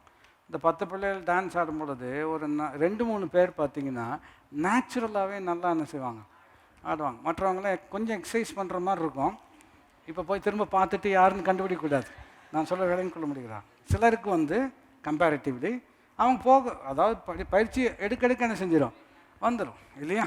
ஆனால் சிலர் நடனமே எப்படி இருக்கும், ரொம்ப நளினமாக இருக்கிறோம் இல்லையா? இன்னும் ஒரு கோணத்தில் சொல்லலாமே, எல்லாருனாலையும் பாட முடியும், ஆனால் எல்லாருனாலையும் கேட்க முடியுமாங்கிறதா இன்னொரு விஷயம். நான் சொல்ல புரிகிறதா? நானும் பாடுவேன், பாடலாம், ஆனால் மற்றவங்க கேட்கணும் அல்லவா? அப்போ சிலர் பாட்டு பாடுறதே எப்படி இருக்கும், அந்த நளினம். அவங்க நேச்சுரலாகவே அந்த கிஃப்டிங் ஆண்டவர் என்ன செஞ்சுருக்கார். எப்படி இவ்வளோ சூப்பராக பாடுறீங்க அப்படின்னா, உண்மையாக ஒரு சோபர் ஜட்ஜ்மெண்ட்டு சொன்னால், அப்படிங்களா, எனக்கு தெரியல, இது ஆண்டவராக கொடுத்தேன், இது நானாக ரொம்ப ட்ரையெல்லாம் பண்ணி வர்றதில்லை, இயற்கையாகவே ஆண்டவர் என்ன செஞ்சுருக்கிறார். நான் சொல்கிறது எத்தனை பேர் புரிந்து கொள்ள முடியும்? இப்போ இன்னொரு உதாரணம் சொல்லாமே, பார்த்த உதாரணம் ஞாபகம் வருது. நான் சொல்ல, ஒரு டால்ஃபின் நீந்துறது பார்த்துருக்கீங்களா? சூப்பராக நீந்தும். நம்ம ஆளுக்கு நீந்துறது பார்த்துருக்கீங்களா? இல்லையா? சில ஆட்கள் பண்ணுவாங்க இல்லையா? சிங்க்ரனைஸ்டு ஸ்விம்மிங்கெல்லாம் பார்ப்பீங்கன்னா அவங்க ரொம்ப அற்புதமாக என்ன செய்கிறாங்க. இது மீனே பார்த்து பரவாயில்லையே, நம்மளை காட்டணும். நான் சொல்கிறவங்களுக்கு புரிகிறதா? நளினம். எதுக்கு இது உதாரணப்படுத்தி கொண்டு இருக்கிறேன்னு கேட்டால், இது ரொம்ப வற்புறுத்தலின் பேரில் வந்ததே விஷயம் இல்லை. இது கற்றுக்கொள்ள அற்புதமான ஒரு நளினத்தை ஆண்டவர் என்ன செய்கிறார், கொண்டு வர்றார். எத்தனை பேர் புரிந்தாமேன்னு சொல்ல முடியும்? அவர் சொல்கிறாரு, வருத்தம் பாரம் என்கிட்ட கற்றுக்கொண்டீங்க அப்படின்னு சொன்னால், நான் உங்களுக்கு கற்றுக் கொடுப்பேன், உங்களை நான் இளைப்பாற பண்ணுவேன். இது ரொம்ப கஷ்டப்பட்டு வரக்கூடிய ஒரு இளைப்பாறுதல் அல்ல. இதை பார்க்க வேண்டிய விதமாக பார்த்து, செயல்பட வேண்டிய விதமாக செயல்பட, நான் உங்களை புல்லுள்ள இடங்களில் மேய்த்து அமர்ந்த தண்ணீர் அண்டை நான் அமரப் பண்ணுவேன். சொல்லுங்கள், நான் என்ன செய்வேன்? எத்தனை பேர் புரிந்தாமேன்னு சொல்ல முடியும்? ஒரே உதாரணம் முடிச்சிடலாம் இல்லையா? பலிக்கு வேண்டிய விறகு இருக்கிறது, பலிக்கு வேண்டிய ஆடு இங்கே அப்படின்னு என்ன செய்கிறார், ஈசா கேட்குறார். விஷயம் தெரிஞ்சு ஆபிரகாம் எப்படி பதில் சொல்லுகிறார்? இப்போ நீங்கள் தான் ஆபிரகாமாக இருந்தீங்கன்னா என்ன ஆயிருக்கும்? அதை கேட்குறேன், நான் சொல்ல விளங்கி கொள்ள முடிகிறதா? அப்படி ஆரம்பித்து ஈசாக்குன்னு நான் சொல்ல புரிகிறதா? பயங்கரமான, நம்ம சிரிச்சிட்டோம், பட் ரொம்ப ரொம்ப நெருக்கமான ஒரு இடம் இல்லையா? பலிக்கு வேண்டி எல்லாம் இருக்கிறது, ஆடு இங்கே, ஆனால் நீ தான்ப்பா ஆடு அப்படின்னு, அதுதான் உண்மை. ஆனால் அவர் சொல்லக்கூடிய விதம் எப்படி இருக்கிறது என்றால், பலிக்கு வேண்டியதை அவரே பார்த்துக்கொள்வார். அவருக்கு தானே பலி செலுத்த போகிறோம். அந்த பலிக்கு வேண்டியதை 15 அதிகாரத்தில் இப்படி பேசலையே. எல்லாம் இருக்கிறது, சொத்து இருக்கிறது, சோகம் இருக்கிறது, பிள்ளை இல்லையே, நீர் இன்னும் எனக்கு தரவில்லையே, என் வீட்டில் இருக்கிறவன் தானே சொத்தெல்லாம் எடுத்துகிட்டு போக போகிறான் அப்படின்னு பேசினவர் இப்போ எப்படி பேசுகிறாரு? அவருக்கு தானே பலி கொடுக்குறோம், அவர் பார்த்துக்கொள்வார். அந்த 22ஆம் அதிகாரம் 12ஆம் வசனம் வரும்போது அந்த இடத்துக்கு ஒரு பேர் வைக்கிறார். என்ன பேருன்னு சொன்னான்னா, அவர் பார்த்து கொள்வார். எப்படி இருக்குதுங்க? இங்கே இதை புரிஞ்சுக்கிட்டோம்னா சூப்பரான ஒரு விஷயம். அவர் பார்த்து கொள்வார்னு சொன்னார் அல்லவா? 12ஆம் வசனம் வரும்போது பார்த்து கொண்டார்னு பேர் வச்சிருக்கிறார் இல்லையா? இது நிழலாக இருக்கிறது, இதன் பொருள் கிறிஸ்துவை குறித்து இருக்கிறது. சிலுவையில் பார்த்து கொள்வார் அல்ல, பார்த்து கொண்டார். அதனுடைய விளைவு அந்நிய கண்களால் அல்ல, சொந்த கண்களினால் நான் பார்க்க போகிறேன். கர்த்தர் அப்படிப்பட்ட ஒரு இளைப்பாறுதலை நம்முடைய உள்ளங்களில் தர வல்லமுள்ளவராக இருக்கிறார். எளிமை நின்றவர்களாக தேவனை நோக்கி பார்க்கக்கூடிய அற்புதமான நேரம். ஆண்டவர் நமக்கு அப்படிப்பட்ட கிருபை தர அவர் வல்லமுள்ள தேவனாக இருக்கிறார். அவரை நோக்கி பார்க்கக்கூடிய இந்த நேரத்தில் நம்முடைய படபடப்பு, பதட்டம் எல்லாருக்கும் இருக்கக்கூடிய விஷயங்கள் தான். ஆண்டவர் அதையெல்லாம் மேற்கொள்ள, ஐ will cause you to rest, நான் உன்னை இளைப்பாற பண்ணுவேன். ஐ வில் டீச் யூன்னு சொல்லியிருக்கிறார். நான் உனக்கு கற்றுத்தருவேன். ஆகினால ஆண்டவரே எங்களுக்கு கற்றுத்தருவீராக, எங்களை இளைப்பாற பண்ணுவீராக. எங்கள் ஆவி, ஆத்மா, சரீரம், எங்களுடைய சூழ்நிலை, இவைகள் எல்லாவற்றிலும் ஆண்டவரே உங்களுடைய கிருபை எங்களுக்கு விளங்குவதற்காக நன்றி என்று சொல்லி நாம் எல்லாரும் நம்முடைய கரங்களை பரத்துக்கு நேராக உயர்த்தி ஆண்டவரை நோக்கி இளைப்பாறுதல் தரும் தேவா, களைத்தோரை தேற்றிடுவே. இளைப்பாறுதல் தரும் தேவா, களைத்தோரை தேற்றிடுவே. சிலுவை நிழல் எந்தன் கண்கள் சுகமாயங்கு தங்கிடுவே. சிலுவை நிழல் எந்தன் கண்கள் சுகமாயங்கு தங்கிடுவே. திருப்பாதம் பற்றி வந்தே, திருவை நீரை இயேசுவே, தமரமை கண்டடைந்தே. தெய்வ சமூகத்திலே தமரமை கண்டடைந்தே. தெய்வ சமூகத்திலே. கரம் உயர்த்தி நல்ல பிதாவே, உம்முடைய பாதம் நாங்கள் பணிகிறோம். உடைய நல் வார்த்தைகளுக்காக நன்றி. ஒவ்வொரு வார்த்தையும் எங்கள் இருதயங்களின் பலகையில் எழுதப்படட்டும். தூய ஆவியானவர் கற்றுத்தருவதற்காக நன்றி, நடத்துவதற்காக நன்றி. நித்திய மகிழ்ச்சி எங்கள் தலைமையில் தங்கும், சஞ்சலமும் தவிப்பும் ஓடி போகும். நீர் அப்படிப்பட்ட கிருபை நீங்கள் வைத்திருப்பதற்காக நன்றி. நீதிமானுடைய சிரசின் மேல் நித்திய ஆசீர்வாதம் தங்கியிருக்கும். அந்த வார்த்தையின்படியே நம்முடைய மக்களை ஆசீர்வதியும். கிருபை பெருகட்டும். இயேசுவின் நாமத்தில் கேட்கிறோம் எங்களுடைய நல்ல பிதாவே. நம்முடைய கர்த்தராகிய இயேசு கிறிஸ்துவினுடைய கிருபையும், பிதாவாகிய தேவனுடைய அன்பும், பரிசுத்த ஆவியானவருடைய ஐக்கியம் நம் அனைவரோடு கூட என்றென்றைக்கும் இருப்பதாக. ஆமென். கர்த்தர் உங்களை ஆசீர்வதிப்பாராக. God bless you.